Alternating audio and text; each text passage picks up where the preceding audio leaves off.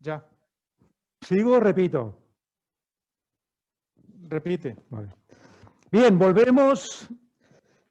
Digo que una de las ventajas que tenemos los humanos es que somos capaces de flexibilizar las cosas, por tanto, entramos ahí 10 y no pasa nada. Magnífico. Bien, entramos en el ámbito de las tecnologías humanas, que va a tener dos partes. La primera tiene que ver, y el orden de los factores aquí también es clave, con el tema de los diagnósticos conductuales. Os aseguro que esto estaba ya preparado, este tema, para esta jornada de hoy, antes de la pandemia. Lo que pasa es que realmente la pandemia le ha dado mucha cancha a esto, ¿no? Porque aquí a mí me encantó, después de hacer un poco de gimnasia emocional, porque de entrada me soliviantó un poco, después ya me encantó, el hecho de que en la prensa estoy viendo titulares, he cogido este que es textual, pero hay varios en esta línea, con esto de la pandemia y que la gente no cambia hábitos, no cambiamos hábitos, titulares en prensa que dicen las ciencias del comportamiento para lograr que te pongas la mascarilla. Señores, aleluya, aleluya. Me vais a permitir que sea un poco crítico y autocrítico, porque es clave. A partir de ahora lo que vais a ver en toda la jornada es muy transversal. Por supuesto, lo aplicaremos en primer lugar a todo el tema del dolor, clave. Ahora, es instrumental y por tanto nos va a servir también para trabajar en otros ámbitos, en primaria o especializada, en otros ámbitos, incluyendo la pandemia, incluyendo la pandemia actual. Por eso me gusta recordar, aprovecho, que cuando hablamos de los comportamientos, yo soy de la época del SIDA, y cuando nos tuvimos que poner en marcha estrategias para cambiar los comportamientos en SIDA, estábamos hablando de temas realmente más complicados que ponerse una mascarilla. Desde ponerse un condón, a negociar con la pareja el ponerse el condón, a no intercambiar jeringuillas los toxicómanos, a cambiar comportamientos tan sorprendentes como que hubiese usuarios de prostitución que pagasen más dinero por hacerlo sin condón. Eso algunos responsables de hoy día se sorprenderían mucho, no les entraría en la cabeza. Bueno, pues eso, alguno que ahora voy a citar y le rendiré homenaje, sí le entró en la cabeza. Y gracias a eso se pusieron en marcha intervenciones claves para modificar comportamientos. Bien, en nuestro caso no parecen en principio tan difíciles, ¿no? Las 5 M. Mascarilla, metros, 2, por favor, 2 metros. El tema de los aerosoles parece que hay evidencia ya muy clara, por lo tanto, 2 metros. Las manos y luego un antropólogo, por cierto, me gustó porque decía, las manos tienen una prolongación, que es el móvil. Y bueno, aprovechando que también empieza por M, pues el móvil también. Limpiamos poco los móviles. Es una prolongación de las manos, por lo tanto, lo incorporo. Y luego lo de mirarse. Yo cuando veo algunas ruedas de prensa en la tele, digo, pero si ese señor tendría que dar ejemplo, por favor, no se toque tanto la cara, tú. No, es que tiene bigote, tiene barba. Bueno, ¿y?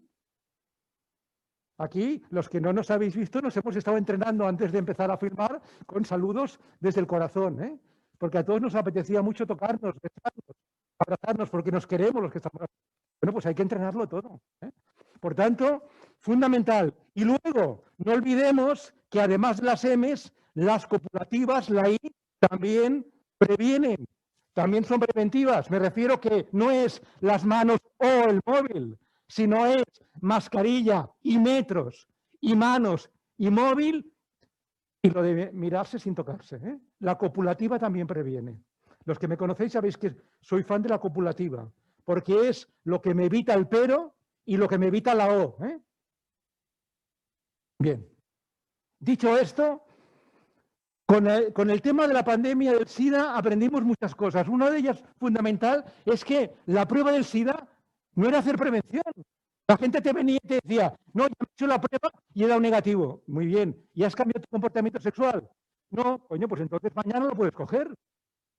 Entonces estoy viendo mucho con el tema de la PCR. La PCR no es un método preventivo. ¿Sirve para lo que sirve? Claro que sirve, claro. Ahora, no cambia comportamientos, riesgo. Esto hay que tenerlo claro. Si no cambiamos comportamientos, lo apliquemos a la pandemia, lo apliquemos al tema que sea. Fundamental, dejo un espacio que aquí los quieren hacer foto. Perfecto, podéis hacer foto.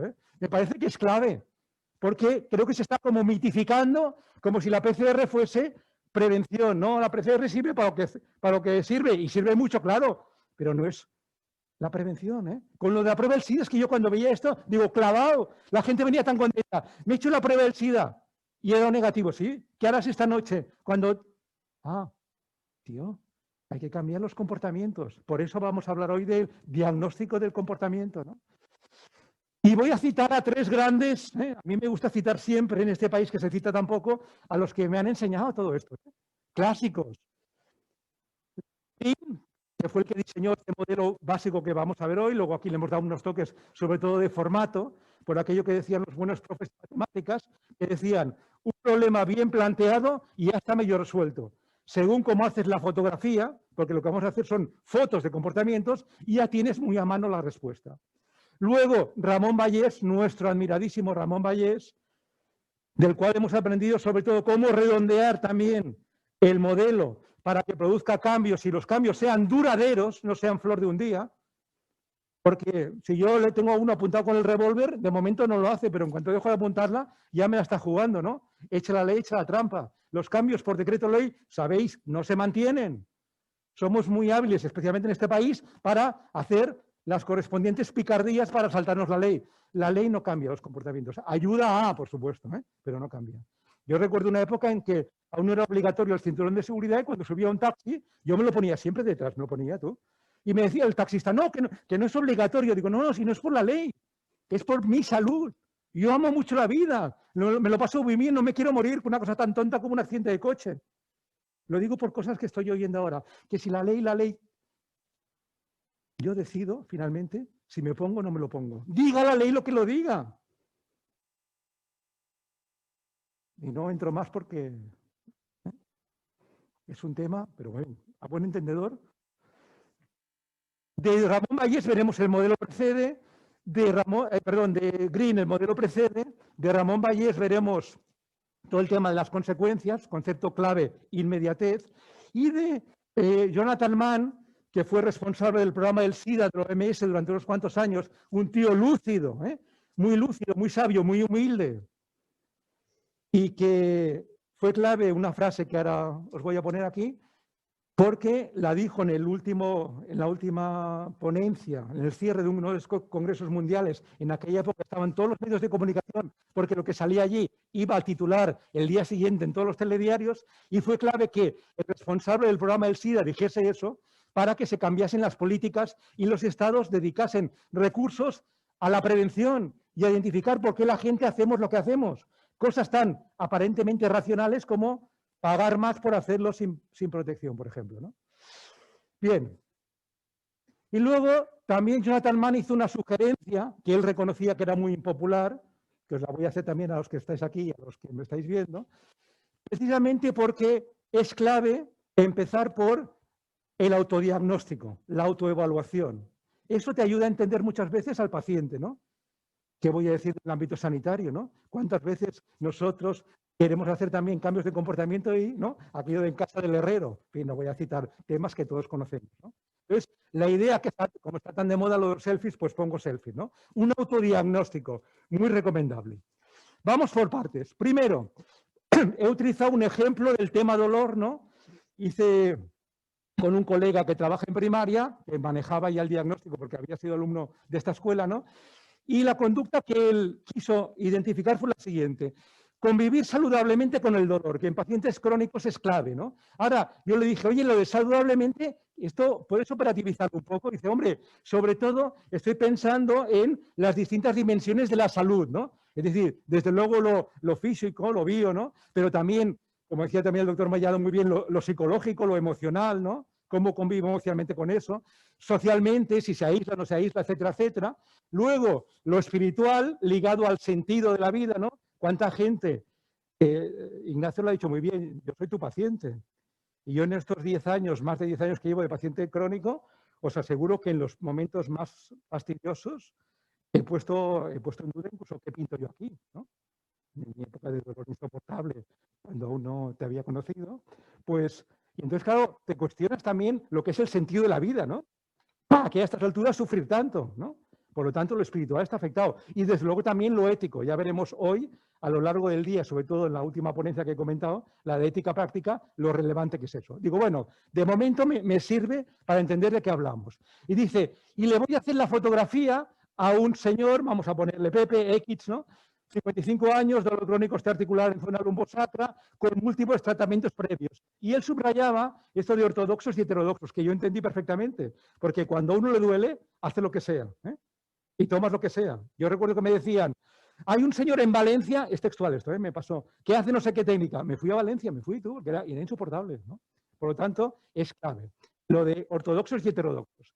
El modelo precede nos dice, primero, hay que identificar, muy en la línea, además me gusta mucho reforzar que me ha encantado la intervención del doctor Mellado, ¿eh? Lo psicológico, lo emocional, clave, los factores que según el modelo llama predisponentes y en nuestro lenguaje traducimos por motivacionales, que hablamos más de eso y es clave. ¿Cómo motivo al paciente? ¿Qué es lo que motiva al paciente? Pues al paciente lo motivan todo el tema de la información, lo que sabe y tal sobre el tema, y luego, muy importante, el tema emocional. Entre paréntesis, temas clave, miedos, dudas, deseos, temores, subrayo lo de dudas, porque a veces uno no se adhiere a un tratamiento no porque esté en contra, sino simplemente porque dice, no lo veo claro. ¿Y esto para qué? ¿No? Por tanto, el tema dudas es clave y va en los predisponentes. Idea clave, los factores predisponentes son todos subjetivos. Es lo que el paciente dice, opina, y no digo piensa, porque yo los pensamientos no los veo en el cerebro del otro. Si yo sospecho algo, ese verbo tan precioso que tenéis, que es el verbo preguntar, pregunto, indago, como nos decía también el doctor Mellado. Fundamental, ¿no? De forma que tengo que recoger, y es lo bonito de este modelo, las frases textuales, porque me dan las pistas, los matices que yo luego utilizaré en la intervención postdiagnóstico, ¿no? Por ejemplo, he cogido 2 o 3 las que me dijo el sujeto, de lo que le dijo el sujeto en cuestión, ¿no? Por ejemplo, cosas como hoy el dolor es soportable o llevo mucho tiempo sin recaídas. Esto es porque lo he puesto en azul, porque una cosa bonita que hicimos aquí en España modificando el modelo de Green es desde el primer momento catalogar lo que encuentro en si va a favor o en contra de la conducta adecuada, de la conducta. Recordad que aquí la conducta que estoy diagnosticando es convivir saludablemente con el dolor crónico. Claro, que él me diga que el dolor es insoportable, eso le va a motivar a hacer el tratamiento que sea, convivir bien, ¿no? Ahora, también decía otras cosas ese paciente, y lo decía porque el otro le preguntaba. A veces sale esporádicamente, sobre todo lo que viene ahora, que es lo negativo, que voy a poner en rojo. ¿Qué dice también este paciente? Esto irá peor, seguro. Imagínate cuando empiece a tener más edad, este dolor, si ahora tengo 55 y me pasa esto, pues no veas qué futuro me espera. Y además con admiraciones porque la frase iba así de cargada, ¿no? Esto es que me duele todo el rato, siempre. Esto, claro, se le empieza a dar vueltas en lo que decíamos de darle vueltas al tema pues es demoledor, ¿no? Siempre, ¿no? Predisponentes, idea clave, son subjetivos. Recojo lo que el paciente sabe, opina, teme, espera. Segundo, una vez tenemos lo subjetivo, identifico los factores que van a facilitar que pueda hacer esa conducta. Y aquí tenemos de 2 tipos, las habilidades y los recursos. Esto ya no es subjetivo, esto ya es objetivo. Esto ya es lo que constato que tiene el paciente, las habilidades que tiene y los recursos que tiene que faciliten esa conducta, que tengan que ver con esa conducta.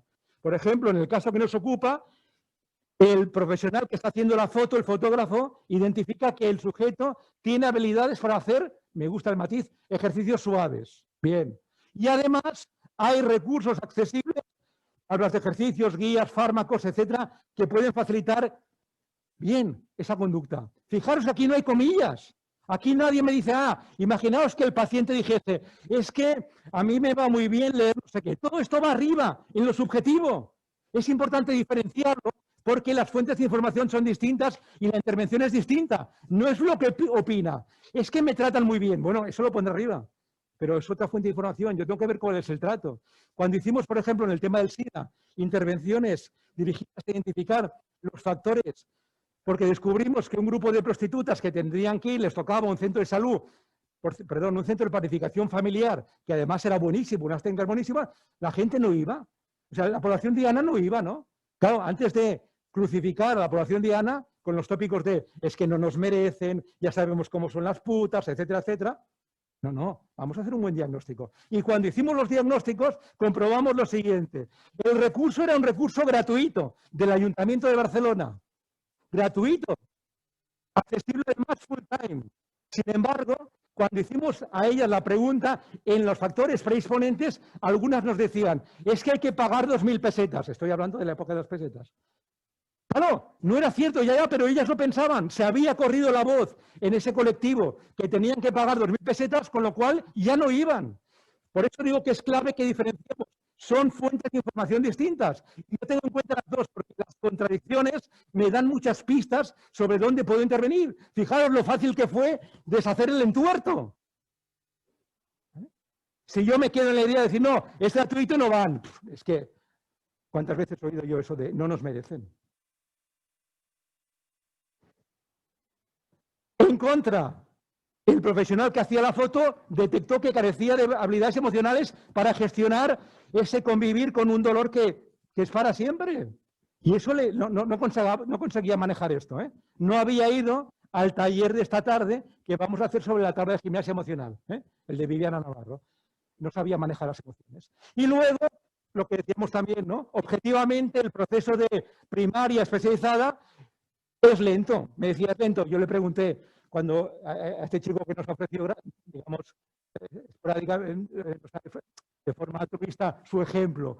Oye, ¿a qué te refieres lento? Dice, bueno, lo mediría en años, ¿no? Un poco en la línea que decía también Ignacio en su presentación, ¿no? Claro, eso dificulta el convivir saludablemente con el dolor. Y luego, una de las aportaciones más interesantes del modelo es importante para que la conducta se mantenga que las consecuencias sean lo más positivas posibles. Porque si yo hago una conducta y lo que recibo son pegas, problemas, costes, la conducta se extingue, que decimos los psicólogos. Se deja de hacer. Si yo hago algo y recibo críticas de todo el mundo, oye. Sin embargo, si recibo... Por tanto, es muy importante que en el momento del diagnóstico yo ya hago una hipótesis de qué va a ganar y qué va a perder el paciente haciendo esa conducta para poder potenciar luego en la intervención lo que va a ganar y poder prevenir, evitar incluso lo que puede perder, los costes, ¿no? En el caso que nos ocupa, esto lo llama el modelo factores reforzantes. Y son de dos tipos. Las consecuencias, del tipo que sea, sociales, emocionales, económicas, y luego el autorrefuerzo. El autorrefuerzo es aquello que tiene que ver con lo siguiente, que es muy interesante recuperarlo. Aquí también tendremos comillas, ¿no? Que es cuando el paciente durante un tiempo ya ha hecho bien esa conducta, sea el ejercicio físico, sea la gestión emocional, lo que sea, ¿cómo se ha sentido? Lo que llamamos autorrefuerzo, ¿cómo se ha sentido? Por ejemplo, hay gente que dice, bueno, tanto esfuerzo y en temas de ejercicio físico y obesidad, tanto esfuerzo y no he bajado ni 2 gramos. Claro, eso va a quitar refuerzo. O sin embargo, llevo 2 semanas sin fumar, oye, ya subo las escaleras mucho más ágilmente. Eso va a ser a favor, ¿no? Ejemplos que pongo aquí. En positivo, algo de tipo hipótesis, el aumento de actividades sociales, ¿no? La bibliografía que tenemos, la evidencia científica nos dice que cuando una persona hace ese comportamiento, gana esto. No es que yo me lo invente y sea una hipótesis loca, no, no. Basado en la ciencia, en la revisión bibliográfica. Y además él me dice, comillas, porque es el autorrefuerzo, que él dice, los hipopresivos a mí me van bien, tú, hostia, esto es interesante, porque esto le puede mantener el comportamiento, ¿no? ¿Qué aparece en contra? Cuando se hace un diagnóstico de esto, evidentemente es mucho más extenso. He puesto 2 o 3 simplemente como ejemplos. Que los sanitarios no refuerzan los intentos y los logros, ¿no? Ya sabéis que cuando un sanitario, un profesional sociosanitario, no refuerza un intento o un logro del paciente, sea en este tema o en otro, está, si me permitís la expresión, pecando por omisión.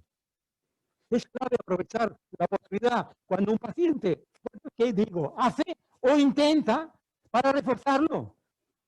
Y ahí no depende de nadie. Tú dices, bien, te felicito, me encanta que hayas conseguido esto. Ánimo, tal. Eso es gratis, no hay que pagar ningún IVA ni nada, ni pedirle permiso a nadie. Son 2 segundos, eso es clave. En este caso se detectó que no lo hacían. Aún no habían venido aquí a hacer los cursos sobre el refuerzo. Y luego también en contra, él, ¿no? Que, claro, decía, hostia, y ahora estoy mejor, pero ¿cuánto durará, ¿no? Ese miedo a la recaída que decíamos antes. Bien, hemos visto los 3 factores. Luego, Ramón Vallès le pone una guinda a los factores reforzantes y dice, es clave que las consecuencias sean lo más inmediatas posibles. Es decir, que el tiempo que pasa entre la conducta y lo que gana sea lo más corto posible. Si dices, oye, si haces esto es probable que en 27 años, hostia, eso no motiva mucho. O los refuerzos del tipo, Pepe, aquello que hiciste hace 10 años fue excelente, te felicito. 10 años sufriendo, cariño, y me lo dices ahora. Todo cariño, porque esto es muy utilizable también en el ámbito doméstico, ya os lo digo, lo del precede. Por tanto, esta aportación de Ramón Vallès, sugerencias que os hago a los que me estáis viendo allí en de los mares y por la pantalla, por favor, las buenas noticias no las demoréis. Ni en el ámbito profesional, ni en el dolor, ni en el no dolor, ni en el ámbito doméstico. Y ya sabéis que cuando tenemos varias noticias ya tenemos metaanálisis para parar un tren que demuestran que es clave empezar por lo positivo, aunque haya 500 mejorables y una un poquito mejor. Clave para motivarlo y para luego que pueda trabajarse mejor lo mejorable. Por tanto, no demoremos esto. Luego, tampoco demoremos las felicitaciones y los refuerzos. Como dirían algunos, no nos hagamos de rogar, por favor.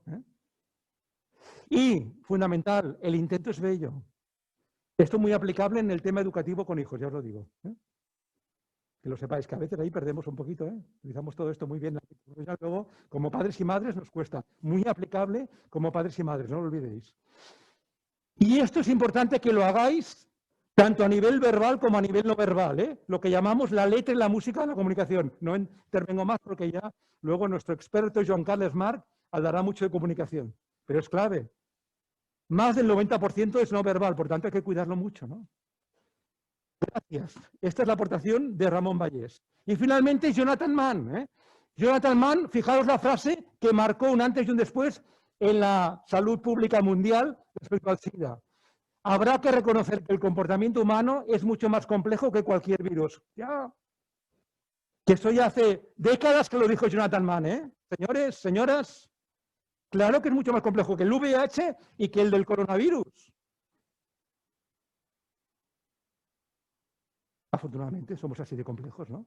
¿Eso qué implica? Que es imprescindible hacer diagnósticos comportamentales. Que no es suficiente con informar. Eso es metodología del siglo XIX. Ya. Por eso los docentes ya hemos eliminado de nuestro vocabulario y de nuestra práctica el verbo enseñar. Porque a mí de lo que me enseñaron muchísimo y aprendí muchísimo menos. Acordaros aquel chiste de Pepe, le he enseñado a mi perro, le he enseñado a tocar el piano. Hostia, magnífico, dile que nos toque una de Chopin. Dice, no creo que sea posible porque yo le he enseñado pero él no ha aprendido.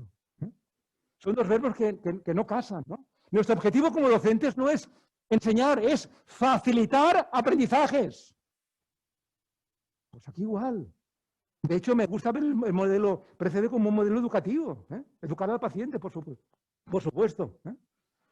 Por tanto, Jonathan Mann nos dijo esto, ¿no? Y entonces a mí me gusta subrayar que en una reciente, hace 2 días, entrevista radiofónica a un genetista, en un programa supuestamente serio y riguroso, además de preguntarle sobre la vacuna, lo cual me parece muy relevante, es un genetista, ¿no? Va y el periodista, que ya es un atrevimiento, los periodistas, bueno, que es de todo, ¿no?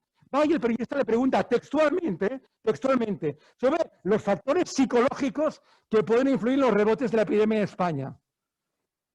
Y va el tío, porque digo, bueno, pues ya dar una oportunidad. Igual ha hecho un máster en conducta humana o en counseling y sabe muchísimo. Claro, lo que dijo fue una sarta de topicazos, ¿no? No sabe. Pero contestó. No sé si a veces los micros, lo que sea, ¿no? Contestó.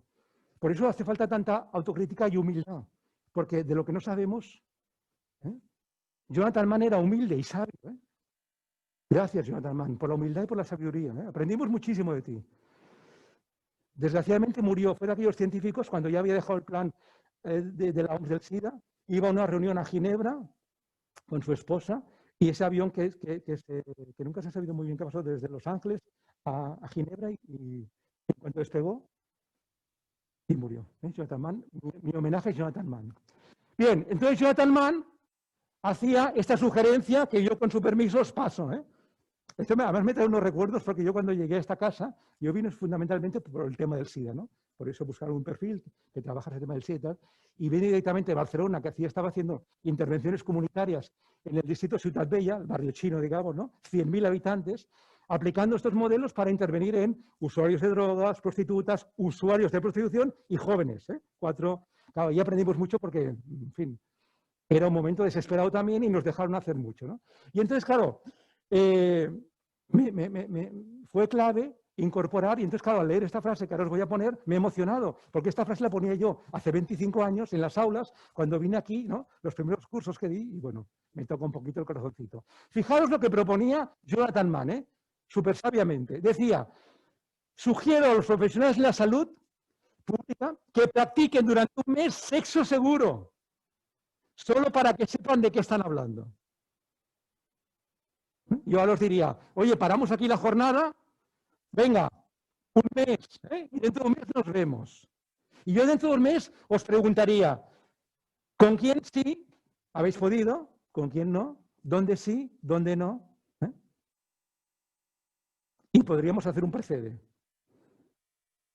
Esto es clave, y esto es aplicable a cualquiera. Yo pongo la de Jonathan Mann por rendirle homenaje, pero en el tema de las mascarillas o lo que sea, y en el tema del dolor, interesante, clave, ¿no? Porque te ayuda a entender al otro. No es que el otro sea, se niegue, no sé qué, no sé qué. No, es que el comportamiento humano es complejo y hay muchas variables, ¿no?, que a veces nos cuesta manejar. Por eso el diagnóstico precedente es tan súper útil. Yo soy fan absoluto de este modelo, ¿no? Ya digo, utilizado en situaciones tan graves como esa, donde era clave conseguir cambios de comportamiento duraderos, porque si no la infección del VIH seguía extendiendo, ¿no?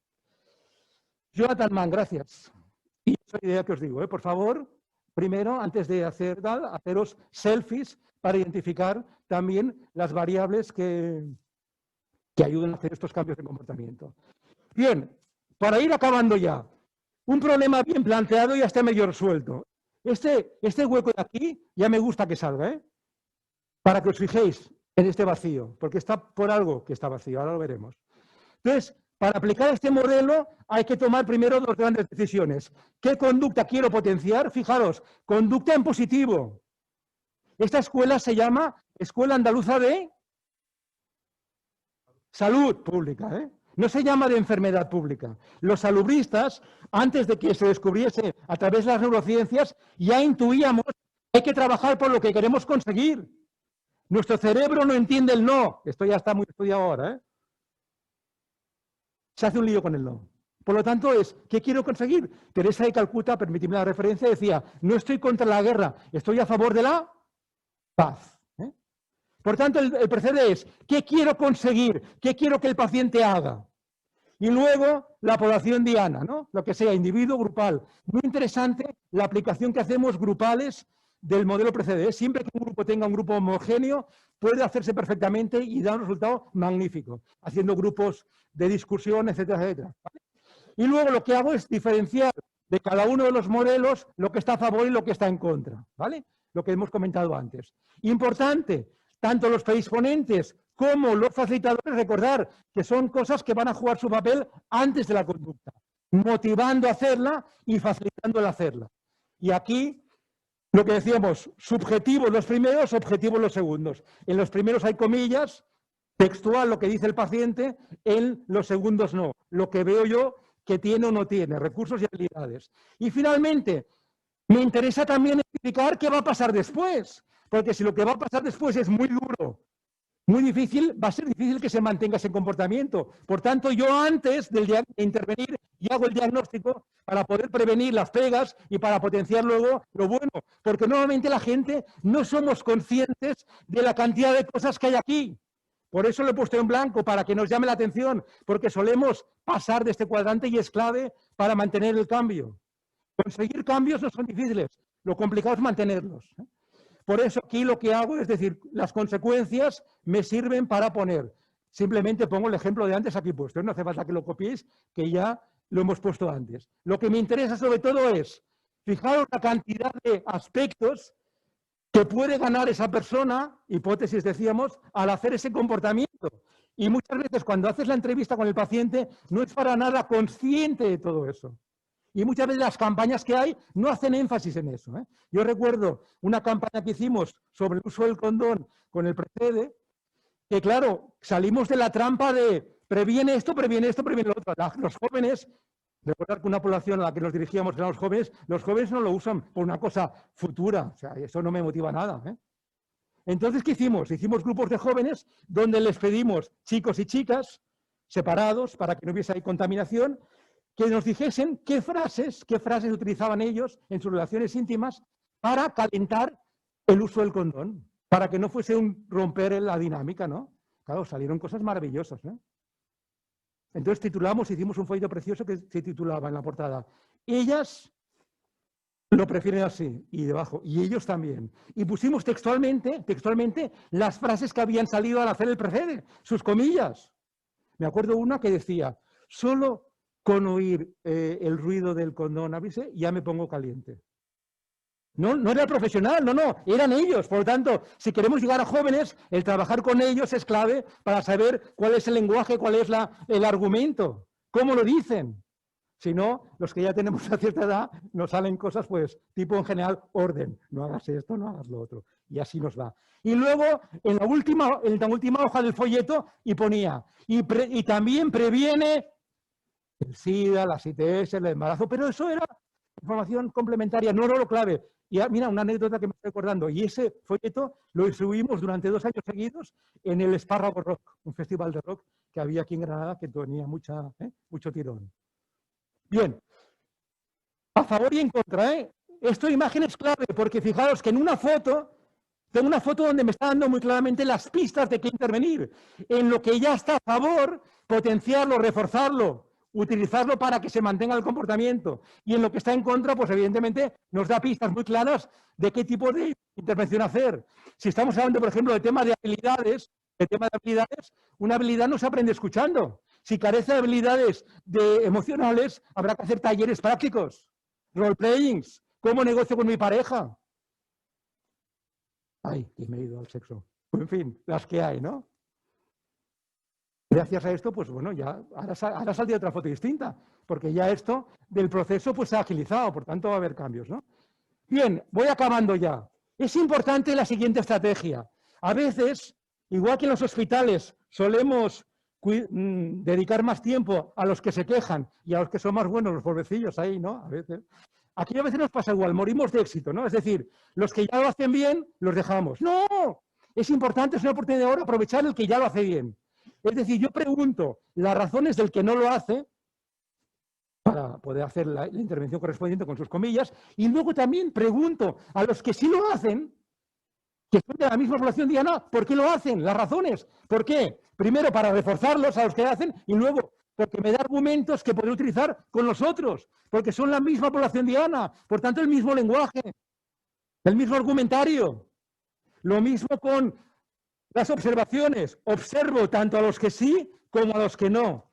Y a veces nos quedamos solo con lo problemático, y olvidamos la ocasión de oro que es el que ya lo hace bien. ¿Dónde podéis encontrar todo esto detalladamente con muchos ejemplos? En este libro, que tenemos la suerte, como ya ya hace tiempo que lo publicamos y ya cubrió todos los objetivos que teníamos de publicaciones, desde hace ya un tiempo se puede conseguir de forma totalmente legal y gratuita en mi blog, en el blog de Bimbela, donde pone publicaciones, y entre otros libros tenéis este. Fijaos que hicimos 5, creo que algunas más después, ediciones, porque con el subtítulo, y lo pongo en pequeñito porque es irrelevante el subtítulo, es aplicable al dolor, al VIH, lo hemos aplicado en temas de gestión incluso de equipos con directivos, ¿no? Por tanto, el caso de la diabetes es porque el que lo financiaba también le interesaba este tema y se puso como ejemplo, pero metodológicamente es absolutamente aplicable, ¿no? Lo bueno de este libro es que tenéis tanto el antes como el después del Precede. Hemos dicho que el Precede es una foto, ¿no? Si yo la foto la hago con los nervios a flor de piel, angustiado, miedoso porque no sé qué, no sé cuántos, ¿cómo me va a salir la foto? Movida. Un mal diagnóstico. Un diagnóstico de que topicazos. No, si yo sabía que estos que me van a decir, ¿qué me van a contar? Venga, tal, ¿no? Por lo tanto, lo primero, antes de la foto, hay que hacer la gestión emocional del fotógrafo para que salga un buen diagnóstico. Luego, hacemos la foto precede, preguntando, etcétera, etcétera, como ahora veremos también con Joan Carles, y luego hay que rematar la faena. Tengo el diagnóstico para la intervención. Y en el libro tenéis también cómo intervenir, una vez hecha la foto, en los distintos factores, tanto a nivel individual, con un instrumento que se llama el decálogo de motivación para el cambio, como a nivel grupal, con técnicas de intervención grupal para provocar cambios. De forma que es un diagnóstico muy cercano ya a la intervención. Y aquí tenéis este libro, y entonces he pensado que era el que más os podría ayudar a estructurarlo todo dentro de una intervención que tenga sentido, ¿no? Emociones, diagnóstico, con la comunicación y la intervención postdiagnóstico. Bueno, y acabo, recordar, por favor, una sugerencia a los que estéis aquí, luego es estupendo teneros aquí. Antes de intervenir, por favor, foto. Igual que a nivel clínico, a nadie se le ocurre recetar esto o lo otro, o una intervención sin hacer antes un buen diagnóstico clínico. Pues en conductual aún más. Lo más complejo es el comportamiento humano. Por favor, foto. Y gracias. Bien. Y este hilo conductor me sirve para presentar al siguiente ponente que nos va a rematar la faena de las tecnologías humanas. Joan Carles March, profesor, podemos poner ya la... profesor de esta escuela. Claro, si me he emocionado presentando a Ignacio, imaginaos Joan Carles March, que somos, vamos, amigos íntimos desde hace mucho tiempo. Aquí está llegado ya nuestro amigo Joan Carles March. Gran comunicador. Yo, a ver, digo, ¿cómo lo voy a presentar? Pues voy a decir aquello de, no diga comunicación, diga Joan Carles March. Es el mismo una comunicación. Y tenemos además una persona que también a los dos, vamos, tenemos relación con él, que en paz descanse, muchos lo conoceréis, Albert Joubey, ¿no? Y Albert Joubey, en aquel mítico artículo que escribió en Medicina Clínica, que también cambió, hubo un antes y después de ese artículo, cuando todo el boom de la medicina basada en la evidencia. Albert Joubey, el gran Albert Joubey, va y publica en Medicina Clínica un artículo que titula Medicina basada en la afectividad. No os lo perdáis, por favor, buscarlo, que se encuentra, se puede hacer. Medicina basada en la afectividad. Y, por favor, fue básico que él hiciese ese cambio. Y Albert Joubey decía, al final de ese artículo, la tecnología más puntera, es la comunicación humana. Por tanto, Joan Carles. No sé si necesito yo un micro. No sé, no tengo... Ahora, espera. Pero yo hablo directamente. No, Si no hablo desde aquí, es decirlo. Ahora sí. Lo que pasa es que si no, no me puedo mover y eso siempre tiene un problema para mí. Pero vamos. En fin, ya casi buenas tardes. Ya casi buenas tardes a todas y todos. Un poco hablando de metodologías que pueden utilizarse para poder ayudar a los pacientes en mejorar su relación, está claro que comunica que algo queda, ¿no? Yo incluso diría...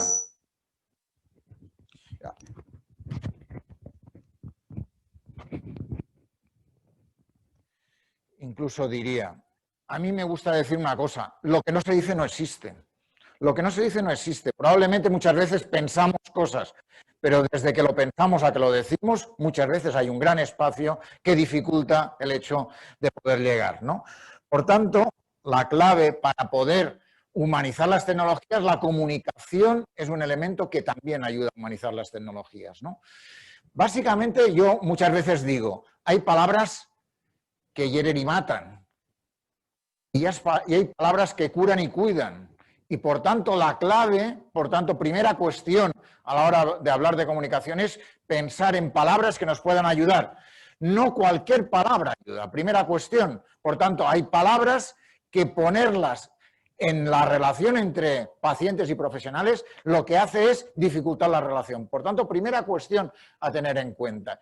Y segundo, por tanto, pensando en palabras y un poco volviendo a esa afectividad que comentaba José Luis antes, la clave, hay palabras que ayudan a unir, a juntar, a incluso a mejorar el dolor. Está claro. Es decir, oír determinadas palabras nos acerca a superar el dolor, a ayudar a vivir de alguna forma como elementos que creo que son fundamentales. Son palabras utilizadas, cogidas de palabras que nos dijeron pacientes, ¿no? A las cuales yo le he añadido la palabra de Albert Joubert, que también era un profesional paciente de la afectividad, pero vencer, cariño, empatía, fuerza, son palabras salidas de pacientes que nos dicen de qué manera pueden ayudar a superar el dolor, ¿no? De alguna forma, todo eso me acerca a una idea que me parece fundamental, que es también una frase de Albert Joubert, una frase de Albert Joubert, como veis. Y de alguna forma esa frase dice que, lo decía José Luis ahora, que la mejor tecnología disponible sigue siendo la comunicación tú a tú, la comunicación que tenemos, la comunicación que se dificulta con la distancia, se dificulta de alguna forma, ¿no? Hay elementos que podemos poner encima de la mesa para poder ayudar a minimizar, ¿no? Pero de alguna forma hay cosas que pueden ayudar a hacerlo. Y plantea Albert Joubert algunas de las cosas que favorecen el poder desarrollar mejor ese elemento de la comunicación. Primera cosa que dice es la confianza mutua. Por tanto, la confianza no da asco, con perdón. Frase tóxica. La confianza es algo que buscamos, que necesitamos, que queremos. Por tanto, primer elemento que buscaremos, ¿no? Y es la confianza mutua. Segundo, el respeto. Respeto. Palabra mágica, respeto. Una palabra que necesitamos, no. Que tenemos que poner en un altar, elemento clave para poder trabajar unos y otros. Yo respeto tu visión, tú respetas mi visión. Elemento básico y fundamental. Y dos elementos más que para mí también ayudan. Una, la comprensión y el afecto. Afecto de afectividad que decíamos antes, pero poner una dosis de afecto ayuda a que las palabras entren mejor. La clave de la comunicación es estación de destino. No es que salgan de tu boca, sino la clave es que lleguen. Y para llegar, no es como cualquier tren que sale de una estación, es llegar a la estación de destino, ¿no? Por tanto, primera cuestión a tener en cuenta. En ese sentido, añadiría un elemento más. Un elemento de contexto. Un elemento de contexto que es fundamental para poder llegar. Un elemento de contexto que facilita el hecho de llegar. Y es generar un entorno, un ambiente, un contexto que ayude a ello. Y está clarísimo que un ambiente de estima facilita que alguien pueda explicar mejor las cosas que siente. Por eso a veces no llegamos. ¿Por qué? Porque no hemos generado ese entorno adecuado, porque hemos puesto palabras que no ayudan, porque no hemos puesto palabras que hieren y matan probablemente, y probablemente no hemos puesto los elementos que faciliten eso, ¿no? Por tanto, de alguna forma los sentimientos, los miedos que tengo, los temores, los rechazos, también las afinidades, los deseos, influyen de forma decisiva en la eficacia de los tratamientos. No solo la eficacia del tratamiento va ligado a la composición del medicamento, también va ligado a otros elementos que facilitan el hecho de llegar, ¿no? Y es evidente que no solo en los tratamientos farmacológicos, sino también en los consejos. Por tanto, tener en cuenta eso ayuda a poder llegar de una mejor manera. Para eso es necesario también tener en cuenta una cosa, y es la importancia del intercambio. El otro día leía esta noticia, dice, si tú compartes tu dolor, solo duele la mitad. Me parece una frase muy importante para el hecho de la importancia de la comunicación. Por tanto, tener en cuenta esa idea de compartir, esa idea de contar, esa idea de explicar, esa idea de decir lo que siento, lo que temo, los miedos que me genera, ¿no? pues probablemente ayuda a que todo ese proceso sea más adecuado, ¿no? Por tanto, de alguna forma, ¿qué es lo que yo pido ante eso? Voy a hacer un conjunto. Primero, apertura de mente. Tenemos que abrirnos la mente a eso, al respeto, a la confianza mutua, al afecto, como elemento fundamental. Apertura fundamental. Segundo, aprender, y para aprender hay que desaprender. Hay que quitar cosas que tenemos en la mochila que ya no sirven o que ya están pasadas de moda, ¿eh? Y por tanto, elemento que ayuda también. Tercer elemento, hay que ser más flexible. Cuarto, hay que adaptarse al entorno, al contexto, a la persona como elemento fundamental. Y en ese sentido, algunas claves que me parecen fundamental es algunas de estas 7 Cs de la comunicación que permiten llegar, ¿no? Y por tanto, la claridad, la concisión, la concreción, la corrección, la coherencia, el hecho de dar una visión más global y más adecuada, más amable, como leía hoy que decía la primera ministra de Nueva Zelanda, que decía, sé tajante, pero sé amable. Lo decía hablando de COVID, pero da igual, hablando de dolor también, que también es hablar de COVID, también es hablar de dolor, ¿no? En ese sentido. Por tanto, de alguna forma, en ese sentido, podemos pensar en de qué manera nos podemos acercar y con algunas de estas 7 Cs, con algunos de los afectos, elementos de este tipo, algunos de los respetos, de la confianza, probablemente podemos llegar mucho más fácilmente si además generamos un contexto adecuado que favorece un ambiente de estima que ayude a ella, ¿no? Pero de todas formas, yo para hablar de dolor, quería hablar con 2 personas que tienen dolor. No sé cómo lo puedo hacer, no sé si Diego sabrá, a ver cómo. Tengo a 2 personas, creo que están aquí al instante, no sé si una es Leonor Pérez, Leonor Pérez de Vega, y la otra es Maite Padilla. Hola Leonor, hola Maite.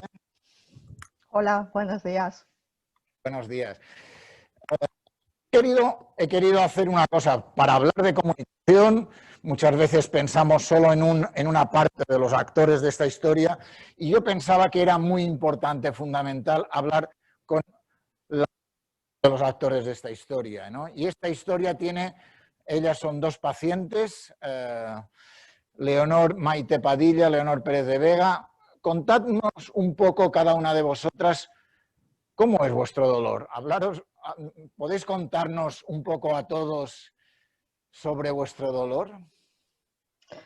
Bueno, pues definir el dolor en días como hoy, que me cuesta mucho hablar positivamente del dolor porque es un día malo, de crisis, de brotes, como lo queráis llamar.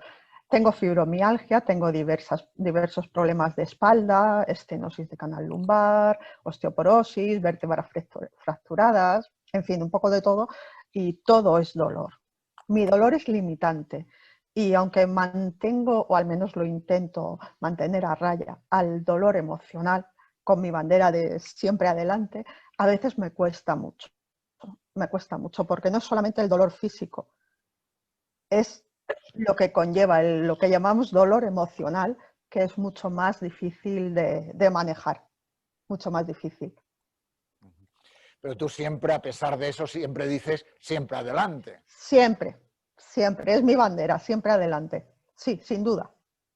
Por tanto, de alguna forma es una manera de aportar desde uno para intentar superar el dolor, ¿no? Sí, sí, correcto.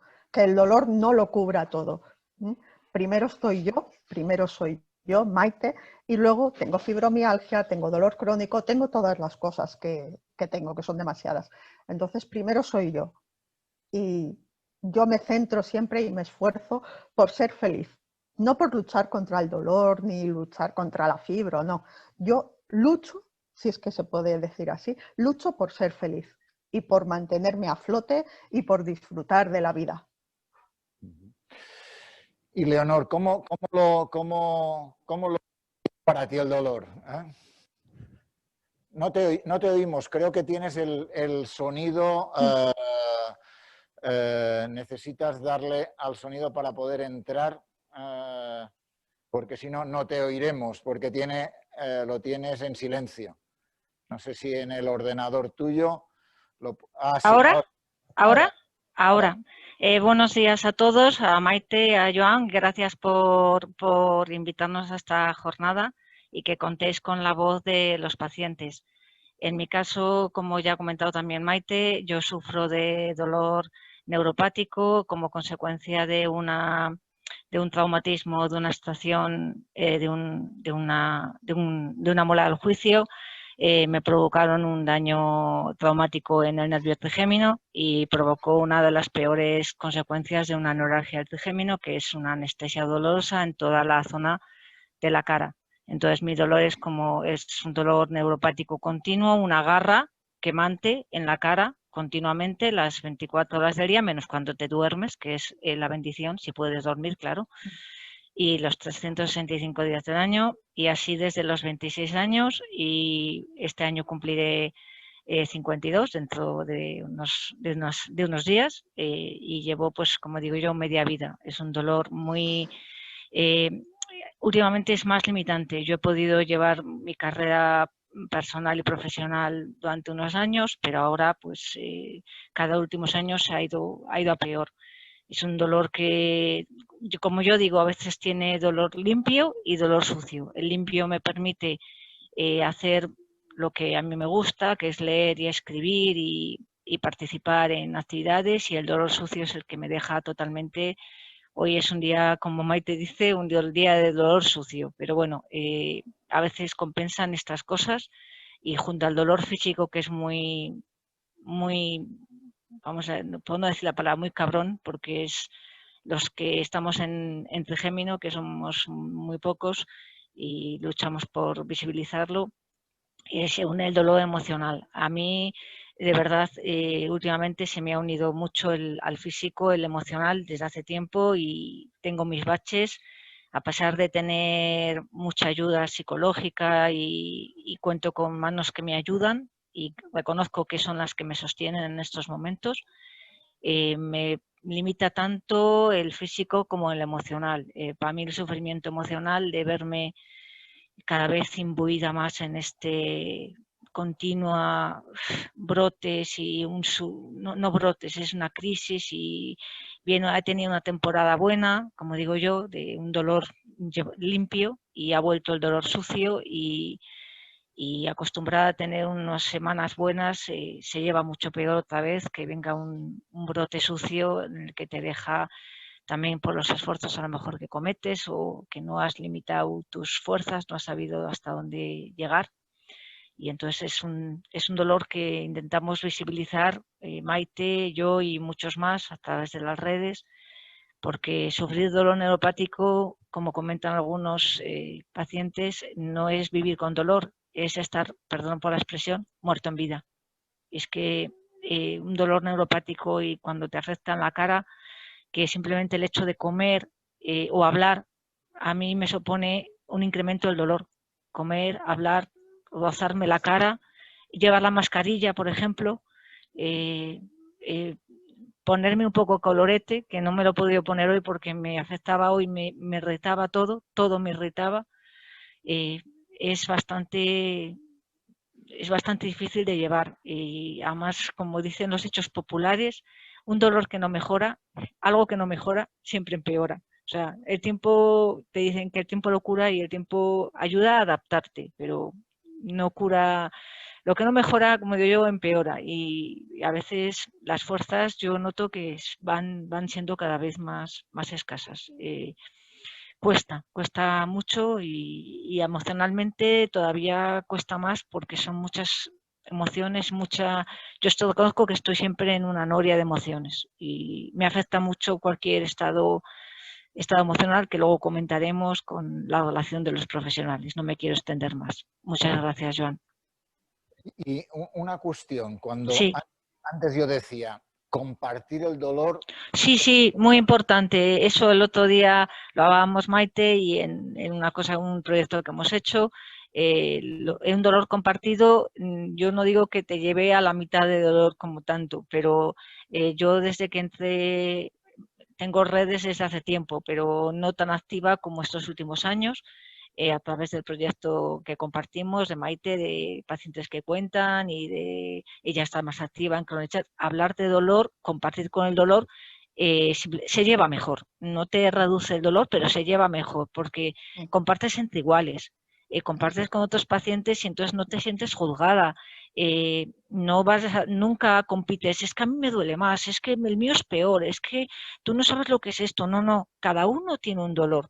Y yo nunca había entrado a juzgar el dolor que tienen los demás, ni saber cómo es. O sea, no es que me interesa saber cómo es, pero nunca había juzgado que tiene, si el muscular es peor, si el neuropático es peor, si la fibro es mejor que es... No, todos los dolores son malos. O sea, vivir con dolor, o sea, y es que ayer recuerdo el programa que vi en televisión, es unos casos que a veces yo creo que venden un poco de humo. Vivir con dolor es que es no vivir, o sea, es que te adaptas, pero yo digo, no te resignas y como decimos Maite, yo no lucho, simplemente somos pacientes intentamos ser pacientes expertas, activas y dar nuestra voz para que se nos escuche, y te agradecemos muchísimo que hayas contado con nosotros porque vemos que en los foros todos los foros que hay y seminarios de dolor, los pacientes se les escucha poco o casi nada, y para nosotros es fundamental de verdad sentirnos escuchados y por personas que saben y entienden, porque cuando encuentras un profesional que además cualquiera, psicólogo o médico, que ha tenido dolor, te va a entender mucho mejor todavía, porque es que lo ha sufrido en sus propias carnes.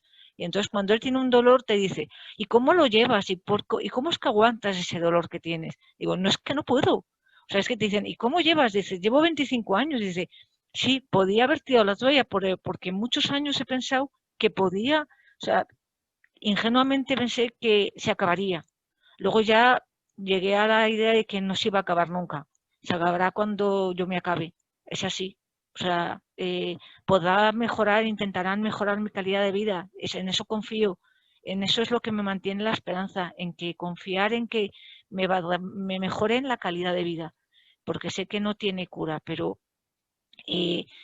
intentar que no si luchas es que pierdes energía. Entonces simplemente es trabajar por compartir con los demás y siempre tender una mano, que es lo que hacemos en pacientes que cuentan y en otras redes, tender una mano a otros pacientes que también lo están pasando mal. ¿Cómo lo ves tú, Maite? Totalmente de acuerdo con Leo, totalmente de acuerdo. Compartir entre iguales te da una fuerza, no es compartir el dolor, te lo rebaja a la mitad, no, porque el dolor sigue existiendo, pero sí que te alivia, porque efectivamente no te sientes juzgada, no te sientes presionada porque, oye, estás sonriendo o te has maquillado, no te dolerá tanto. Y eso, por ejemplo, en fibromialgia es algo que se da mucho. Hay una competencia terrible por el y yo más. Absurda, absurda, porque yo no quiero ser a la que más le duela, no. Yo quiero estar bien.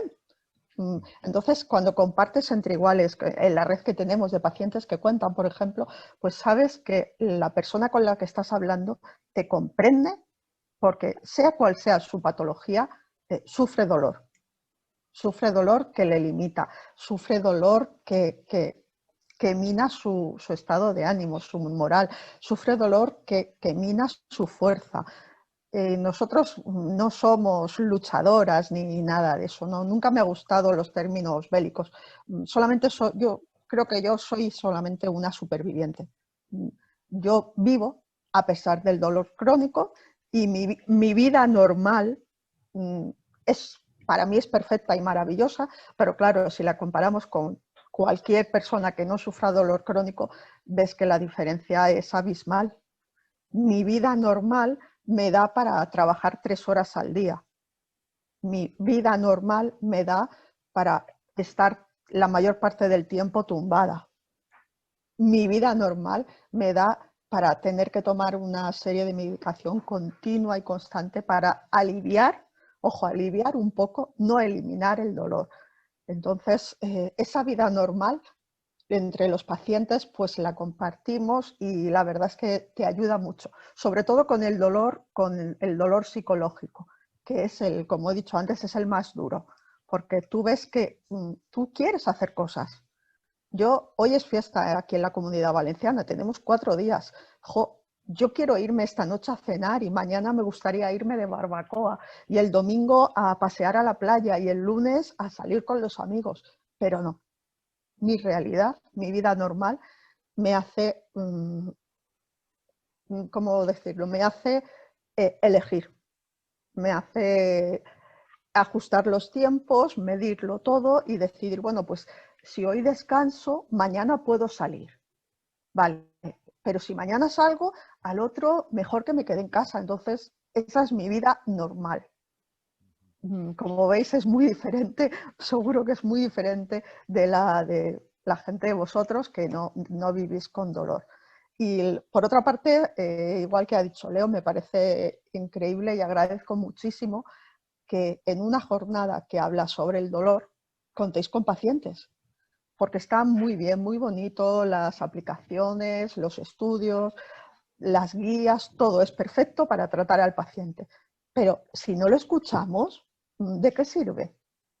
Por mucho que tú te leas una guía y sepas todo sobre una enfermedad y todo sobre la comunicación, ¿de qué sirve si no escuchas a un paciente, si no escuchas su realidad?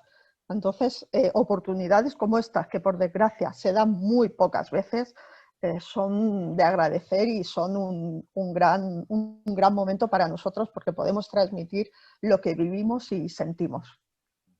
De alguna forma, digo, para avanzar, tenemos poco tiempo, pero me parecía muy importante oíros vuestra voz.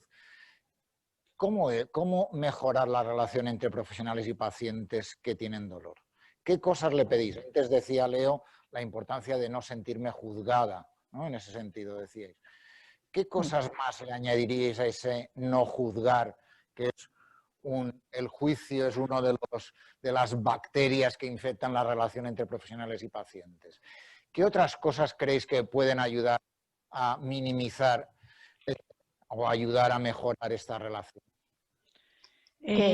Bueno, No sé, yo es que como llevo un peregrinaje, como a veces he contado, un laberinto de médicos de distintos, además en la geografía nacional y en el extranjero, y he escuchado la verdad que hasta barbaridades de algunos profesionales de la salud, como hace años, o sea, cuando tenía 26 años y empezaba con un dolor que me parecía inhumano y me decían: no te preocupes que al dolor se acostumbra uno. Digo, acostúmbrate tú, no te fastidies. O sea, y esto me dice, y me decían, no te preocupes que también que tienes pronóstico muy bueno a largo plazo. Digo, ya se ve el pronóstico tan bueno que tengo a largo plazo. Y es que no te escuchan. Y he pasado por multitud de profesionales y es que la relación de verdad en los últimos años ya he ido eligiendo porque me ha dañado la relación con los profesionales en general, no con todos. Me ha dañado mucho psicológicamente. A nivel de dolor, no es que haya incrementado por los tratamientos, porque yo los he elegido, pero a nivel de dolor es que me ha generado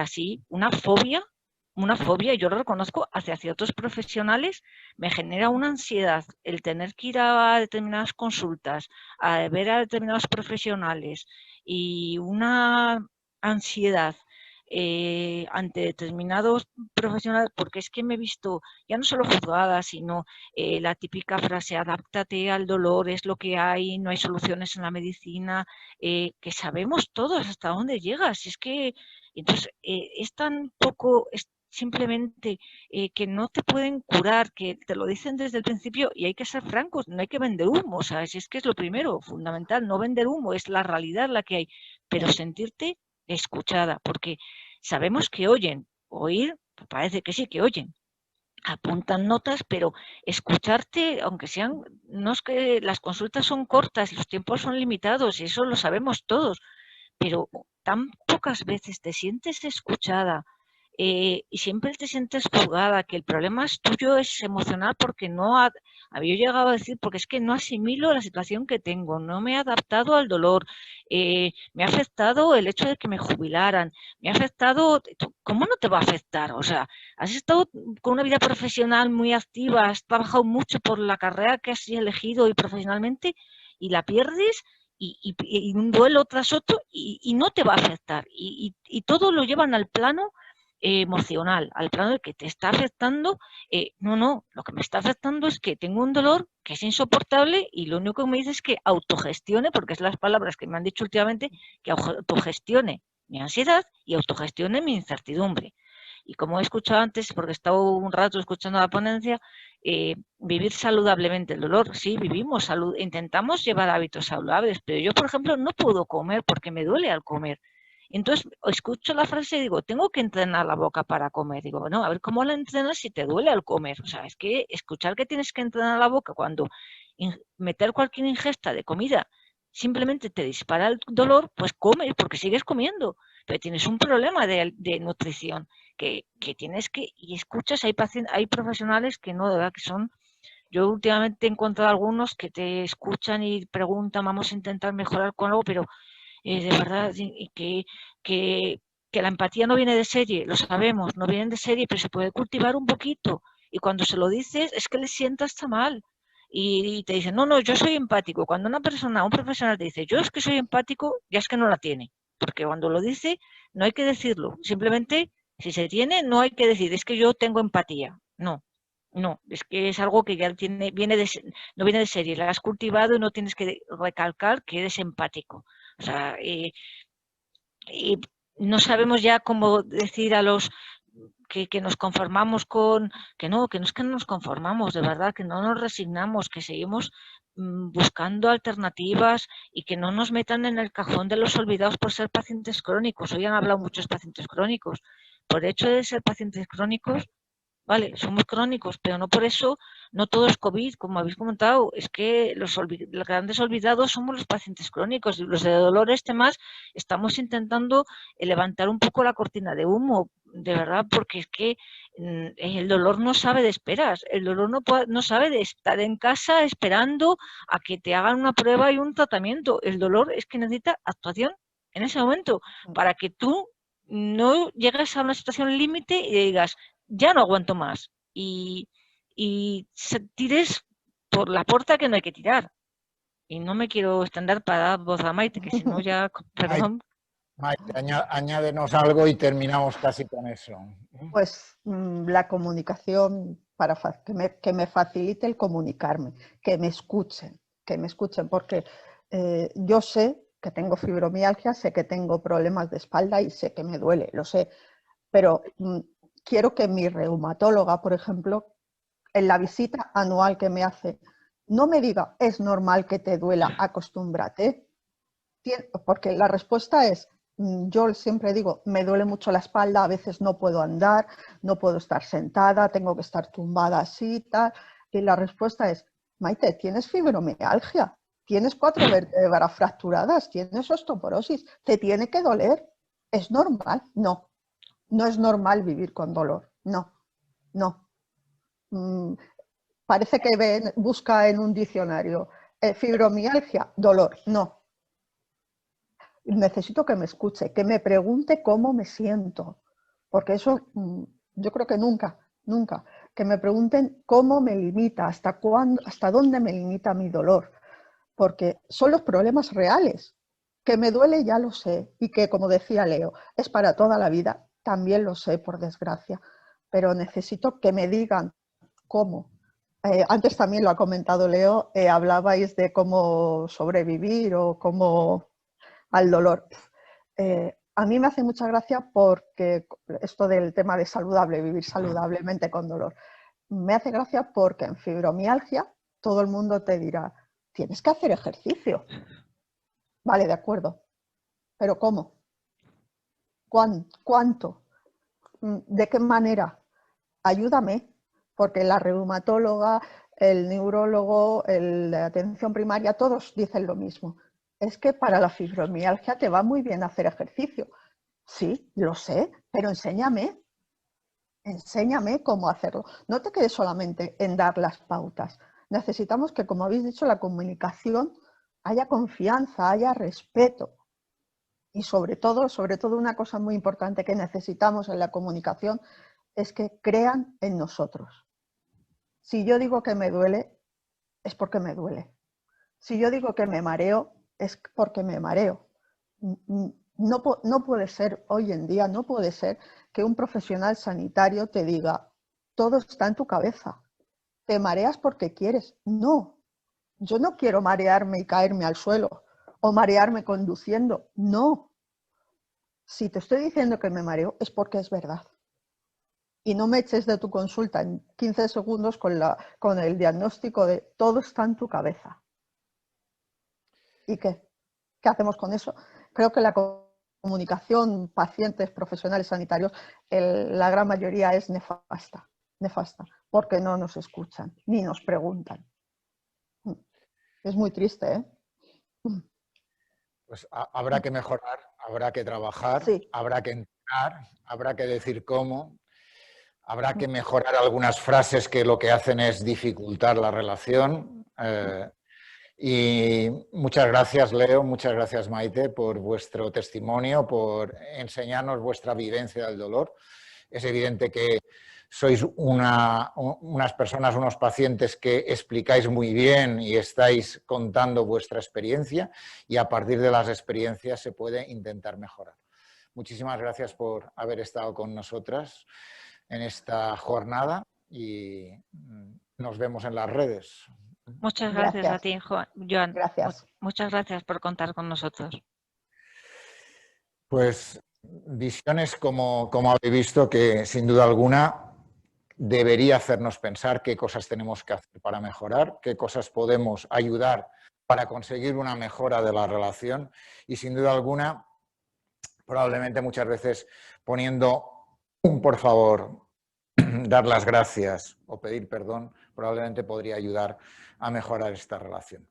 Yo terminaría con una cosa y es que a mí me gusta decir que en la comunicación hay virus y bacterias. Hemos dicho antes que hay palabras que curan y cuidan y hay palabras que hieren y matan. De alguna forma, entre las palabras que hieren y matan hay virus y bacterias. Hay virus del tipo acusaciones o amenazas incluso, o exigencias.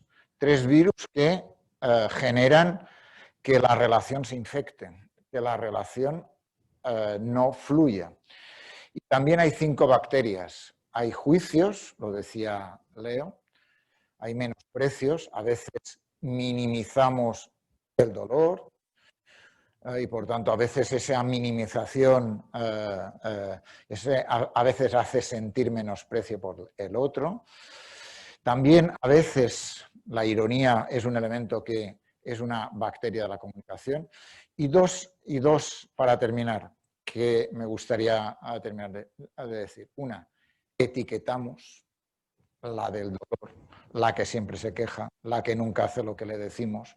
Y ese elemento nos genera una distancia muy grande con el paciente.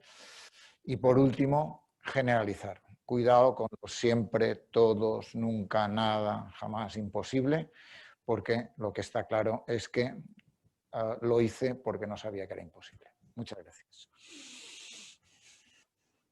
Magnífico. Pues, segundito, antes de que intervenga para cerrar esta mañana gloriosa, permitidme la expresión, el doctor Gálvez, antes le paso la palabra a José Ocaña, que nos va a recordar que ahora viene la segunda verificación. José, adelante. Buenas tardes.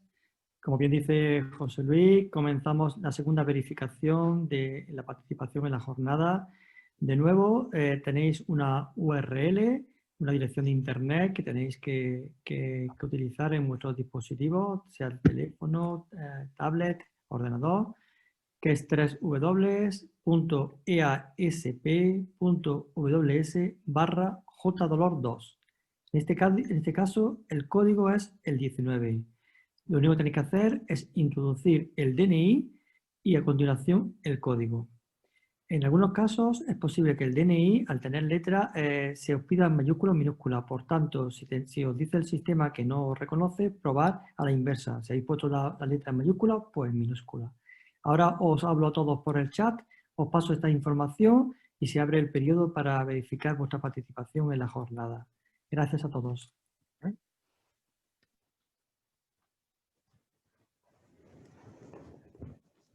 Dejamos unos segundos porque estarán concentrados ahí marcando.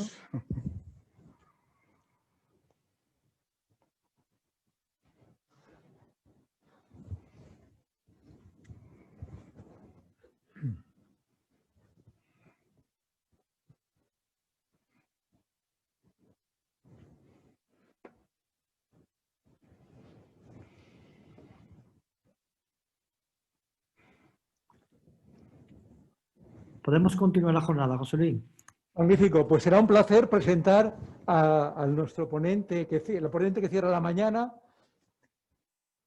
el doctor Rafael. Para mí, Rafa, fuiste la persona que como que me abrió la luz, ¿no? Yo recuerdo cuando estaba en aquella época cuando ¿no? Había viajado aquí a Valencia, tal, no encontraba la luz en ningún sitio y creo que coincidimos en un congreso en el Parque de las Ciencias, quiero recordar, ¿no? Fíjate, mi memoria, ¿no? Porque claro, fue importante, sí. Y en un descanso empezamos a hablar, yo aprovechando que estabas tú, que eras el responsable de Unidad del Dolor, pues te conté mis dolores y tal, y, oye, ven, que no sé qué, que hay, y entramos entré ya en tus manos, en tu Unidad del Dolor, y ahí fue el renacer de ese lugar donde estaba de depresión, de dolor que no se iba, de pensamientos tóxicos, por lo tanto, es que cada vez que te veo, pues lo recuerdo, ¿no? Te tengo, vamos, luego ya nos hemos seguido viendo y aquella primera impresión maravillosa se ha ido confirmando y más, ¿no? Por tanto, es un honor que hoy presentes también esta ponencia y con ella vamos ya a dar por terminada esta primera parte de la sesión, de la jornada, la mañana. Rafa, todo tuyos. Pues muchas gracias. Como siempre, lo primero tiene que ser el agradecimiento, porque no puede ser de otra forma, desde luego.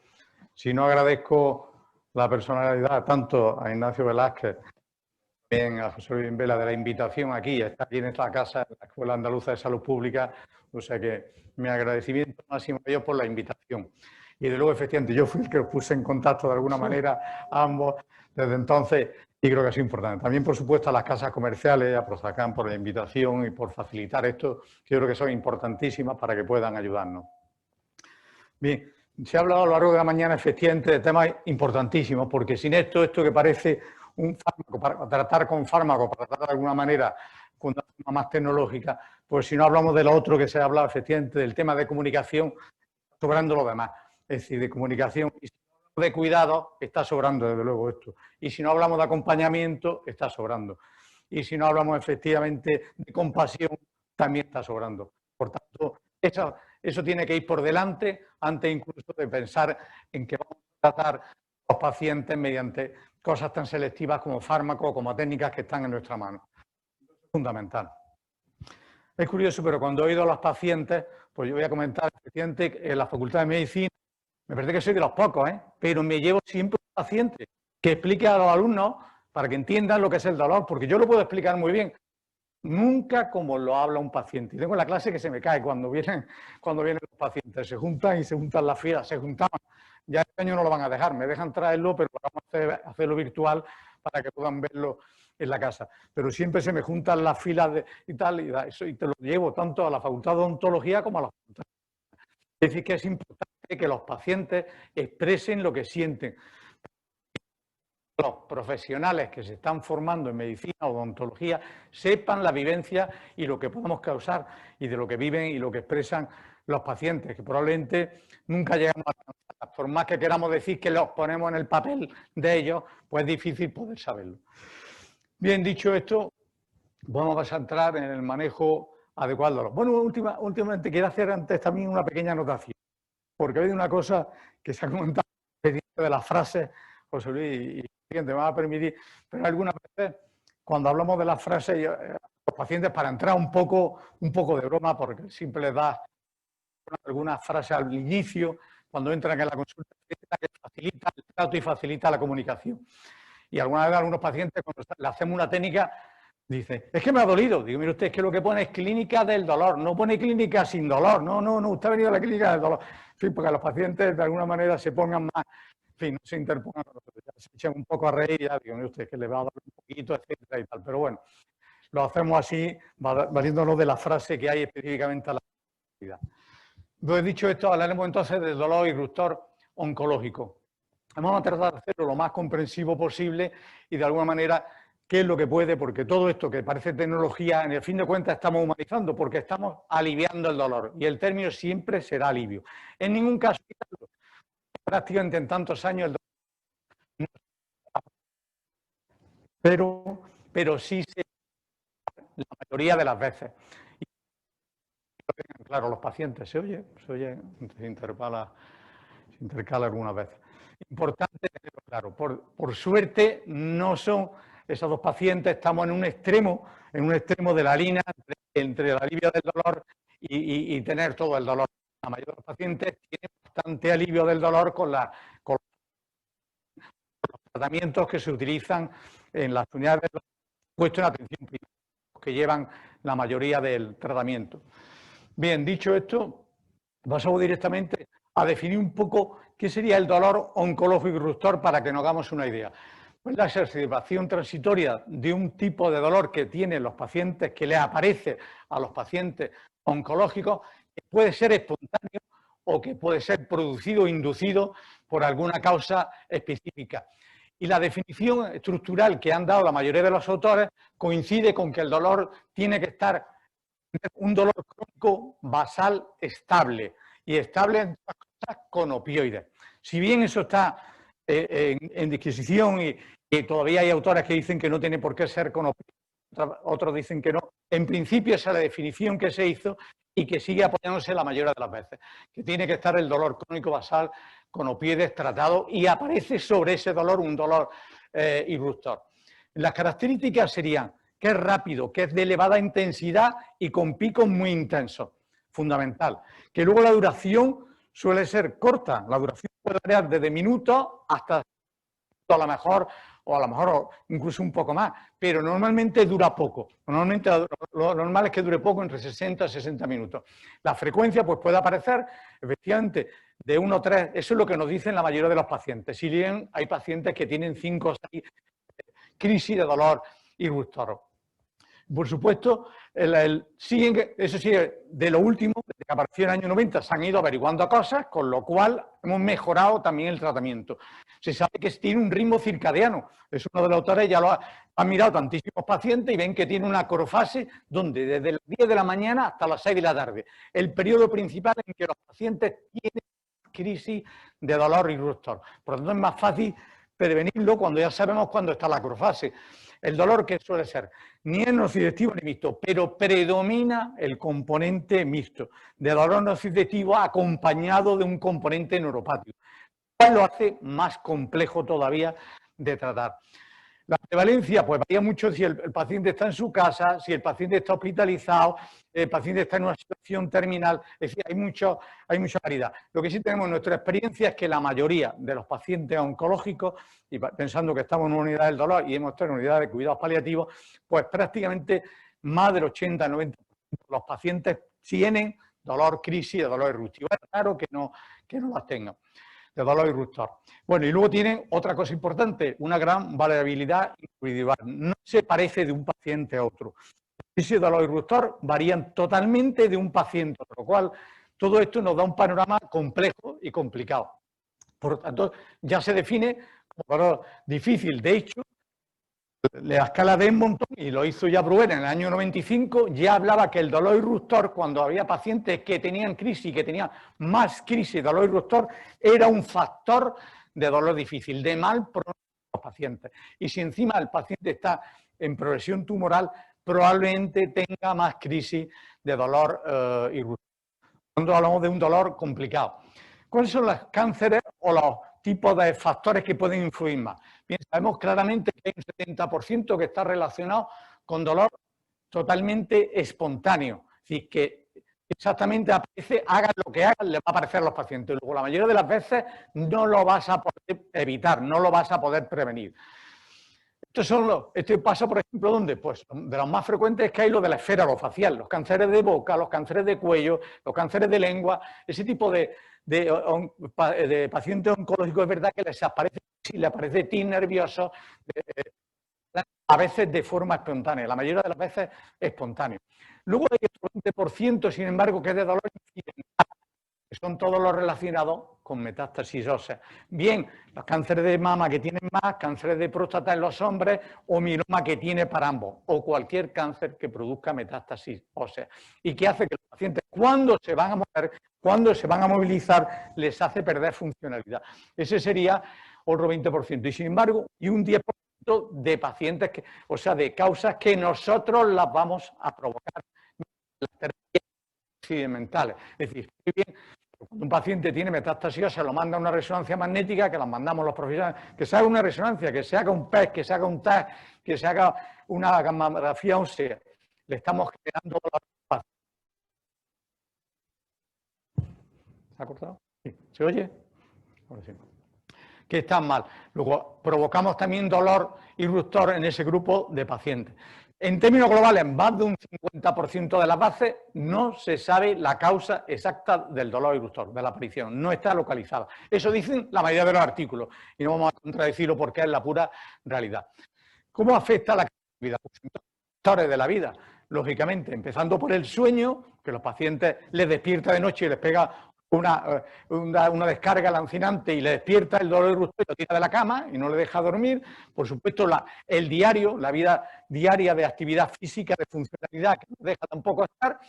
Cómo no va a afectarle psicológicamente, pero sobre todo lo que le afecta que es pues, sensación de miedo, desconfianza, de que no controlan su dolor, de que no controlan. Cuando tienen muchas crisis, los pacientes, la sensación subjetiva es que no controlan su dolor y que no saben.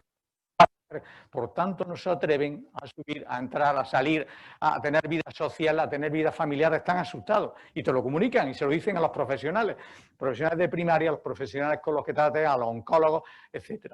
Recordemos también que aumenta con el factor de progresión tumoral, pero el impacto de calidad de vida es mayor cuando al principio, inicialmente, los pacientes oncológicos empiezan ya teniendo crisis de dolor irruptor.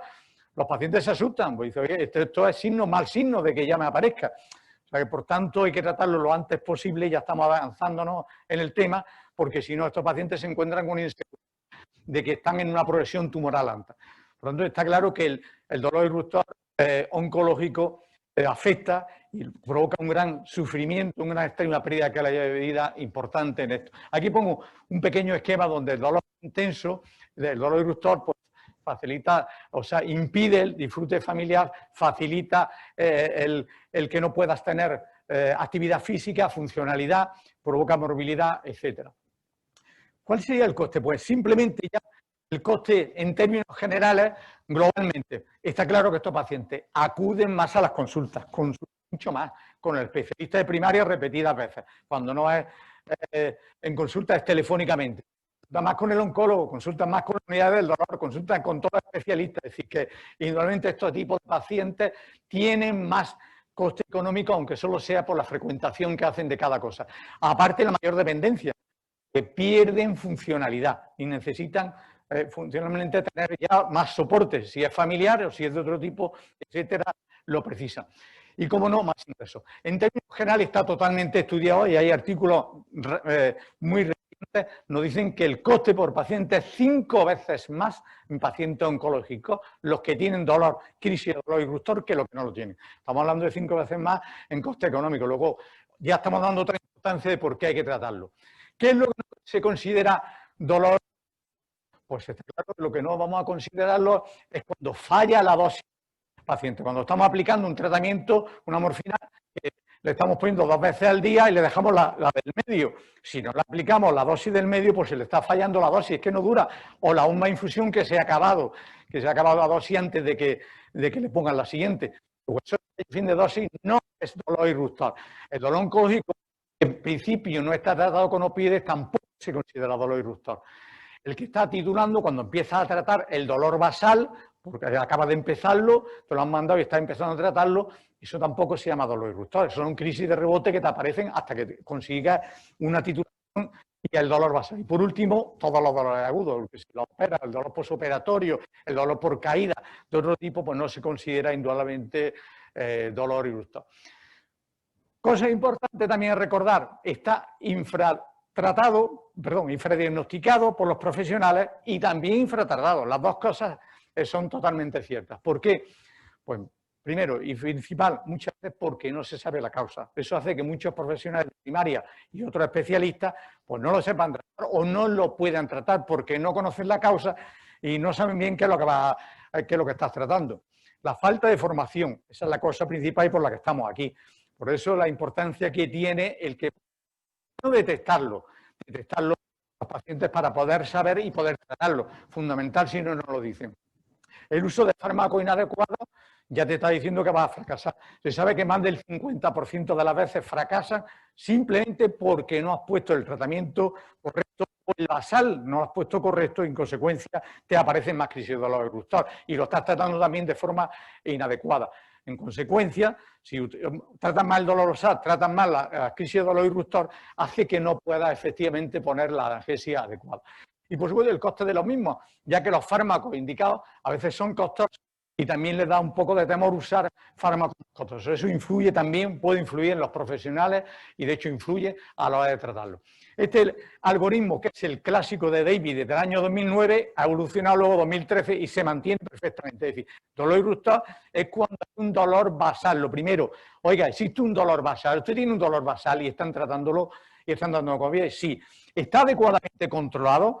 No está adecuadamente controlado, ¿de acuerdo? Entonces seguimos. ¿Y aparecen crisis sobre ese dolor basal que está controlado? Cuando está controlado, ¿aparecen crisis? Sí, entonces estamos hablando de dolor irruptor. Si no se cumplen las tres premisas, no estamos hablando de dolor irruptor oncológico. Hablamos de otros que hemos comentado, fallo de dosis o crisis, etcétera, pero no es dolor irruptor. O sea que con tres preguntas nada más podemos pensar mentalmente para llegar a concluir y poner la historia clínica, que es lo importante, estamos ante un dolor irruptor. Estrategia utilizada. Primero, como siempre, empoderar a los pacientes, es decir, facilitar a los pacientes, informarles para que ellos puedan de alguna manera determinar y que sepan, pues en este caso yo puedo tener una crisis de dolor irruptor y lo primero que tengo que hacer es comunicarlo a mi profesional, decírselo para que me pueda poner algo y lo pueda tratar. Pero si yo no informo, no lo hemos accionado, los pacientes no informan, no informan a sus profesionales al respecto. El tratamiento tenemos que hacerlo siempre ajustado al máximo. Un paciente es completamente diferente de otro. Si hemos hablado antes del comportamiento, que es distinto de las personas unas a otras, pues el dolor exactamente igual, totalmente diferente de unas personas a otras. La vivencia, la experiencia, el razonamiento, la forma de entenderlo, etcétera, completamente distinto de un paciente a otro la vivencia y por tanto hay que entenderlo, que hay que ajustar y hay que individualizar el tratamiento de ese dolor. Que empezarlo a la mayor brevedad, ya lo hemos dicho, conforme más tiempo deja pasar, más se va a deteriorar el paciente. Fundamental, indudablemente, el coger y tratarlo lo antes posible. En el dolor procedimental, de técnica, de resonancia, de pruebas que le hagamos, las que haga falta, pero hay posibilidad de prevenirlo, posibilidad de evitarlo. Luego este es el más fácil de tratar y evitar que aparezca esa crisis. Tenemos que tratarlo y prevenirlo. Si va a hacerse una prueba, oiga, llévese usted un fármaco para que se lo pueda poner y sea tratado lo antes posible. Luego tenemos las posibilidades. El tratamiento, como siempre, tiene que ser multimodal. No existe, es un fármaco. Pero si no hacemos todo el acompañamiento ante todas las medidas farmacológicas, no farmacológicas, en las medidas que hay de soporte emocional, las técnicas invasivas que tenemos a disposición en las unidades, es decir, que la asociación de todo ello es lo que nos puede dar un poco el éxito en el tratamiento del dolor irruptor. Todo tipo de medidas. Las medidas que muchas de ellas, o la mayoría de ellas, están en atención primaria y que las tienen de soporte. Todas las medidas que hemos hablado, efectivamente, de confianza, de darle confianza a los pacientes, etcétera, es fundamental para que los pacientes se autocontrolen y automanejen su propio dolor. Por último, recordar que dentro del tratamiento farmacológico, los opioides potentes serían esencialmente los fármacos idóneos, a priori, basados en la evidencia científica que hay para tratar, que son los fármacos de elección frente al dolor irruptor. Siguiendo con el abordaje multimodal que vamos a hacer, pues recordemos que si es tratamiento, tiene posibilidad de tratamiento con quimio, con radioterapia, etc. Fundamental, porque muchas de ellas se pueden tratar. Es cierto que lo vemos que los oncólogos, y lo hablé, un paciente antes de ayer que me mandaron a un oncólogo y me ha dicho que estaba muchísimo mejor porque habían empezado la quimio. Y es cierto que en el momento que había empezado la quimio le habían desaparecido todas las crisis de dolor y Irruptor y había quitado todo que estaba utilizando. Estaba con el dolor basal, incluso había reducido el tratamiento del dolor basal porque estaba mucho mejor. Luego, muchas veces la terapia oncológica, ahora mismo la inmunoterapia, etcétera, consigue reducir bastante este tipo. O sea, si hay posibilidad, lo idóneo.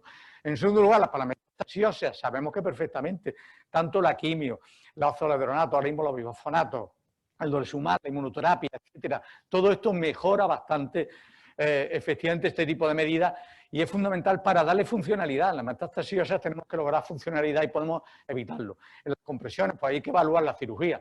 Se utiliza poca cirugía, pero es cierto que algunos pacientes cuando ya están empezando a perder movilidad, antes de que la pierdan del todo, una cirugía a tiempo descompresiva rápida nos evita esto, por supuesto. En dolor visceral, pues si le duele mucho al tragar, en los cánceres de páncreas, etcétera, al tragar, etcétera, podemos hacer algún bloqueo neurolítico, una técnica poco invasiva que en poco tiempo hacemos las unidades del dolor y que hoy día, pues esto de común acuerdo con digestólogos y cirujanos, etcétera, no es rápido poder hacerlo y puede influir de forma decisiva en todos los tipos de cánceres de este tipo que provocan dolor o al orinar o a la ingesta, al defecar, etcétera. En el neuropático hoy día tenemos también unas escenas de técnicas de radiofrecuencia, etcétera, que son mínimamente invasivas y que mejoran bastante la calidad de vida de los pacientes. ¿Cómo no? El seguimiento compartido. Si no hacemos seguimiento compartido, no nos sirve para nada en el dolor oncológico y en el dolor, sobre todo irruptor, poder tratarlo. Pues estos pacientes hay que seguirlos desde unidades del dolor, desde oncología, desde atención primaria, que es la base, insisto una vez más, para poder controlarlo y, como no, en fase más avanzada, desde los cuidados paliativos para monitorizar.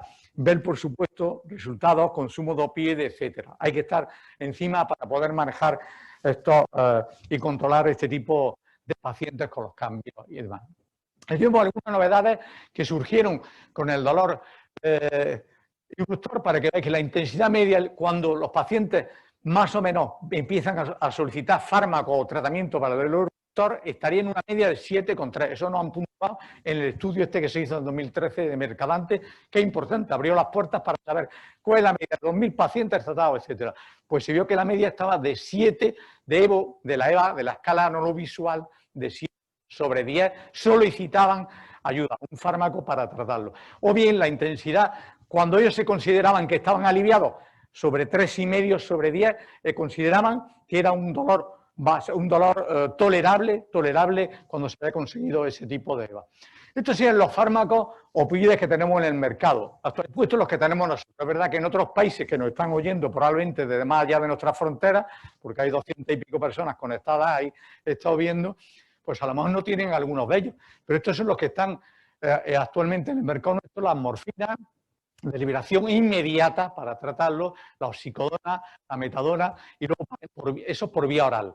Por vía parenteral, el cloruro mórfico, la metadona, el fentanilo y el alfentanilo, que también ha estado en el mercado. Ahora mismo no lo tenemos disponible, pero ha estado en el mercado. El fentanilo transmucoso, que serían los fármacos, estos últimos que han salido específicamente para este tipo de dolor, el dolor irruptor, y que lo hay por vía oral, sublingual, nasal, etcétera, de uso gingival. Bueno, veremos ahora la cantidad que hay. Todo esto serían los más utilizados. ¿Cuáles serían los más idóneos frente al dolor irruptor? Si sabemos que es de corta duración, que hace actuación cuando el pico máximo está en 5 minutos, pues está claro que no nos sirven los fármacos convencionales o algún tipo de fármaco que lo que hace es empezar al 15, 20, 30 minutos el efecto y que va a durar 4 horas o 6 horas. Si lo que nos va a durar el dolor irruptor es solamente 1 hora, vamos a usar fármacos que duren menos. Por tanto, no nos sirven a veces este tipo de fármacos. Lo idóneo es fármacos que se acoplen al dolor irruptor. En palabras de la recojo la palabra, como un guante adaptada a la mano del paciente. Yo creo que sería efectivamente la frase clave, es decir, que se adapte al tiempo, a la duración, etcétera, y al comienzo y al inicio de este tipo de dolor. Por tanto, los fármacos idóneos a priori serían los fentanilos transmucosos, que indudablemente con todos los que hay ya publicados, son hoy por hoy los que tienen mayor evidencia. El fentanilo, por las posibilidades que tiene, es más lipófilo, todas las membranas del organismo son lipófilos, la morfina no es lipófila y por eso no se puede utilizar por vía sublingual, si no la tendríamos, porque además es muy barata, pero no la hay por vía sublingual porque es una molécula que no atraviesa y por eso tampoco lo hay en parques de morfina, lo hay de fentanilo en cambio, simplemente por eso. Después el fentanilo, porque es muy rápido el efecto, las características, evita la devolución y evita el primer paso hepático, esa sería una razón farmacocinética y farmacodinámica, porque es un opioide puro, el fentanilo, al igual que la morfina, de alta potencia analgésica. Fundamental, no es invasiva esta vía, no es invasiva. Algo fundamental respecto a otras vías subcutáneas, intravenosas, que cuando el paciente está ingresado y tiene su vía intravenosa, perfecto. Pero la mayoría de estos pacientes no están ingresados, la mayoría de estos pacientes están en domicilio, el 90 y tantos % de ellos.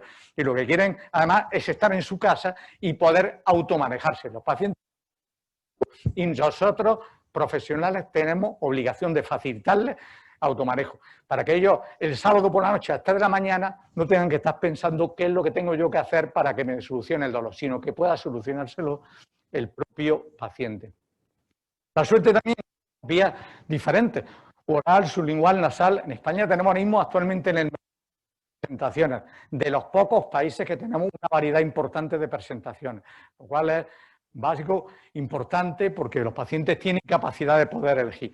Y luego, en general, está muy bien solicitado y bien consensuado con los pacientes que ellos prefieren cosas que les alivien el dolor rápido cuando lo necesitan. Vemos las diferentes vías, bien en forma del mal llamado chupachus para restregar en la boca, es decir, que es la mucosa donde hay que restregarlo teóricamente, bien por vía sublingual, efectivamente, bien en la encía, poniéndolo, o bien por vía nasal, utilizándolo en una inhalación, siendo de acción rápida.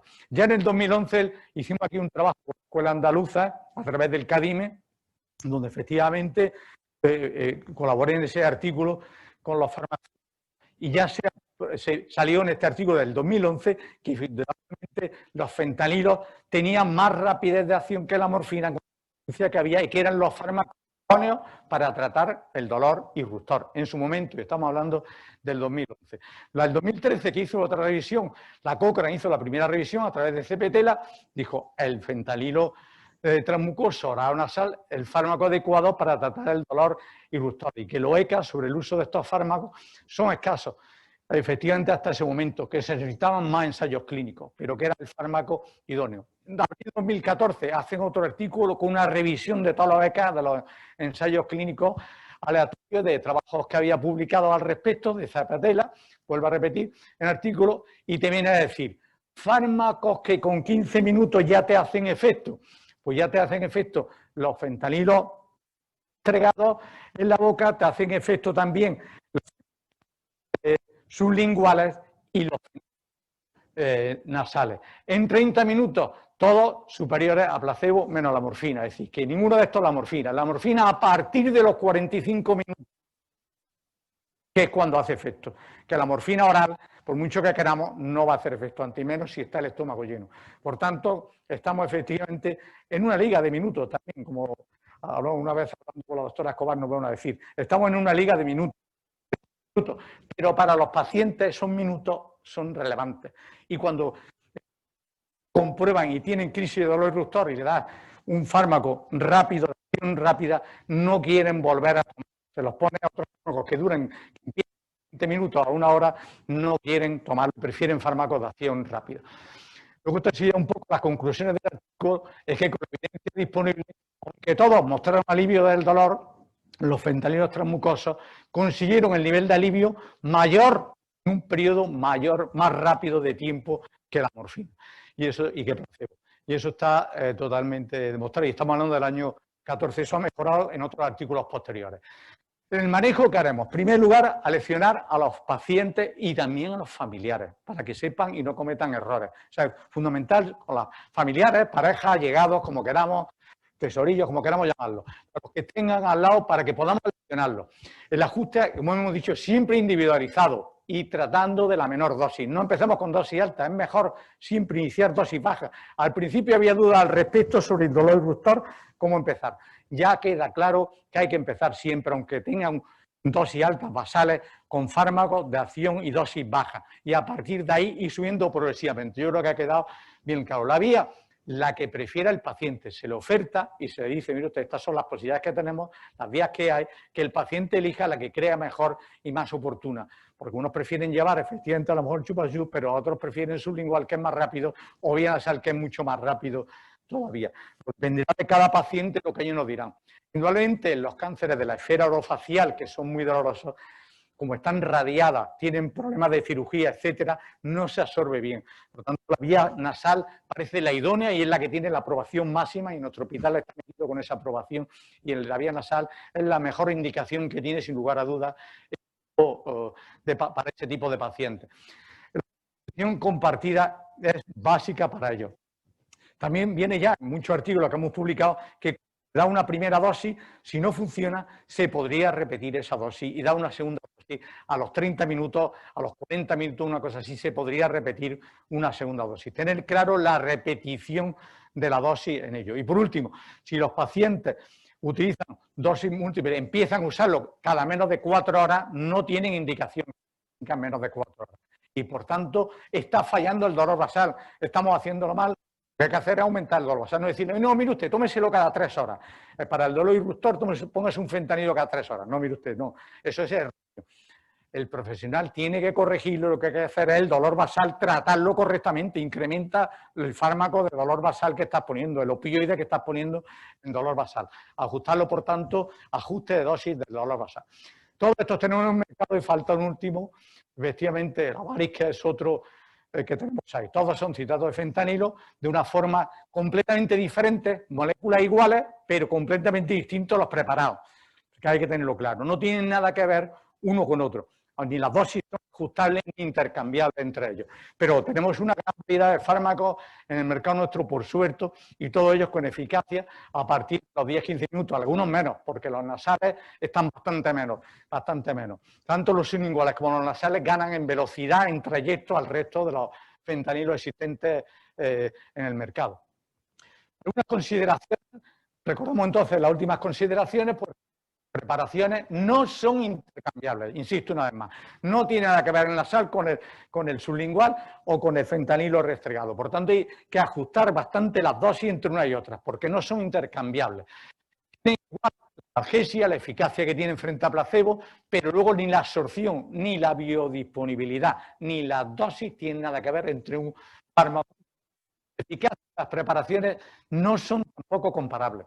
En absoluto. Por lo tanto, recordemos una vez más que hay que ajustar las dosis bastante entre unos fármacos. Cuando cambiamos, rotamos de uno a otro de los fármacos.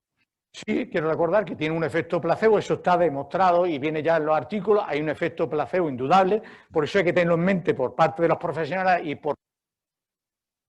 sobre todo a familiares, para que sepan y no cometan el otro apartado importante, que es el tema de abuso o sobreuso que se pueda producir en estos pacientes. Es raro en pacientes oncológicos, pero como ahora mismo hay las pacientes en supervivencia extrema, que hay muchísimos pacientes en supervivencia que pueden estar 30, 40 años o curados prácticamente con cáncer, pues recordemos que esos pacientes hay que controlarlos para que no cometan uso, sobreabuso, e informarles, sobre todo información, que es la base para evitarlo esto.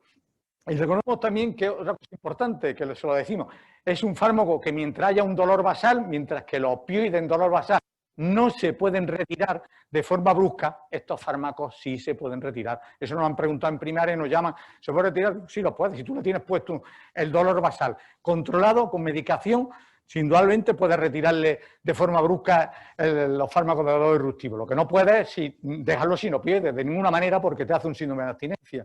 Pero sí puedes retirar los fentanilos transmucosos si tiene un dolor basal estable con opioides.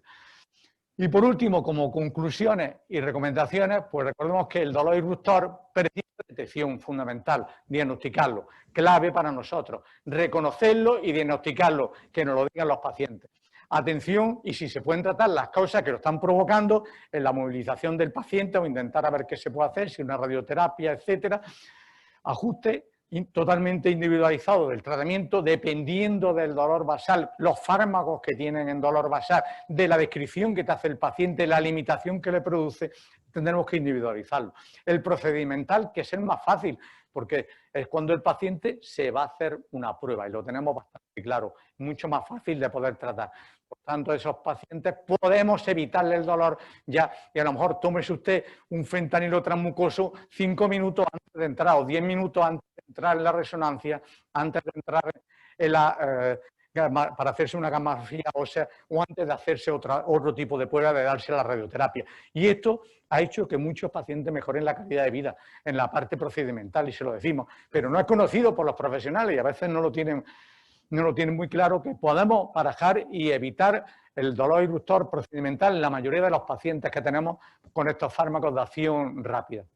Monitorizarlo, y la monitorización tiene que ser compartida. Nosotros hablamos muchísimo con los médicos de atención primaria y cuando nos llaman que tienen problemas con un paciente, igual. Y cuando los tenemos nosotros, contactamos con los profesionales de atención primaria para estar en sintonía, para reducir los fármacos, eso, bajarlos, acondicionarlo un poco al dolor que tiene el paciente real, que a veces pues, puede estar no coincidir de alguna manera con ello. Por tanto, manejo responsable de los opiáceos, en este caso, con los pacientes con dolor irruptor oncológico. Pues muchas gracias, y esto era un poco, espero que haya sido del corazón. Aquí los invitados VIP se emocionan y aplauden, claro. Bien, bien. Bueno, magnífico. Clavado, ¿eh? Son las 2 de la tarde. Descanso. Recordad que a las 3 empiezan los talleres. Cada uno al taller que se ha apuntado. Ahí tendréis para acceder a ese taller y poderlo disfrutar. Un taller que habrá con participación, donde habrá preguntas, compartir la actividad de la persona, de las ponentes que están en los talleres. Y luego a las 5 nos volveremos a ver aquí para poner broche de oro a esta jornada, ¿vale? Pues bueno, nos vemos.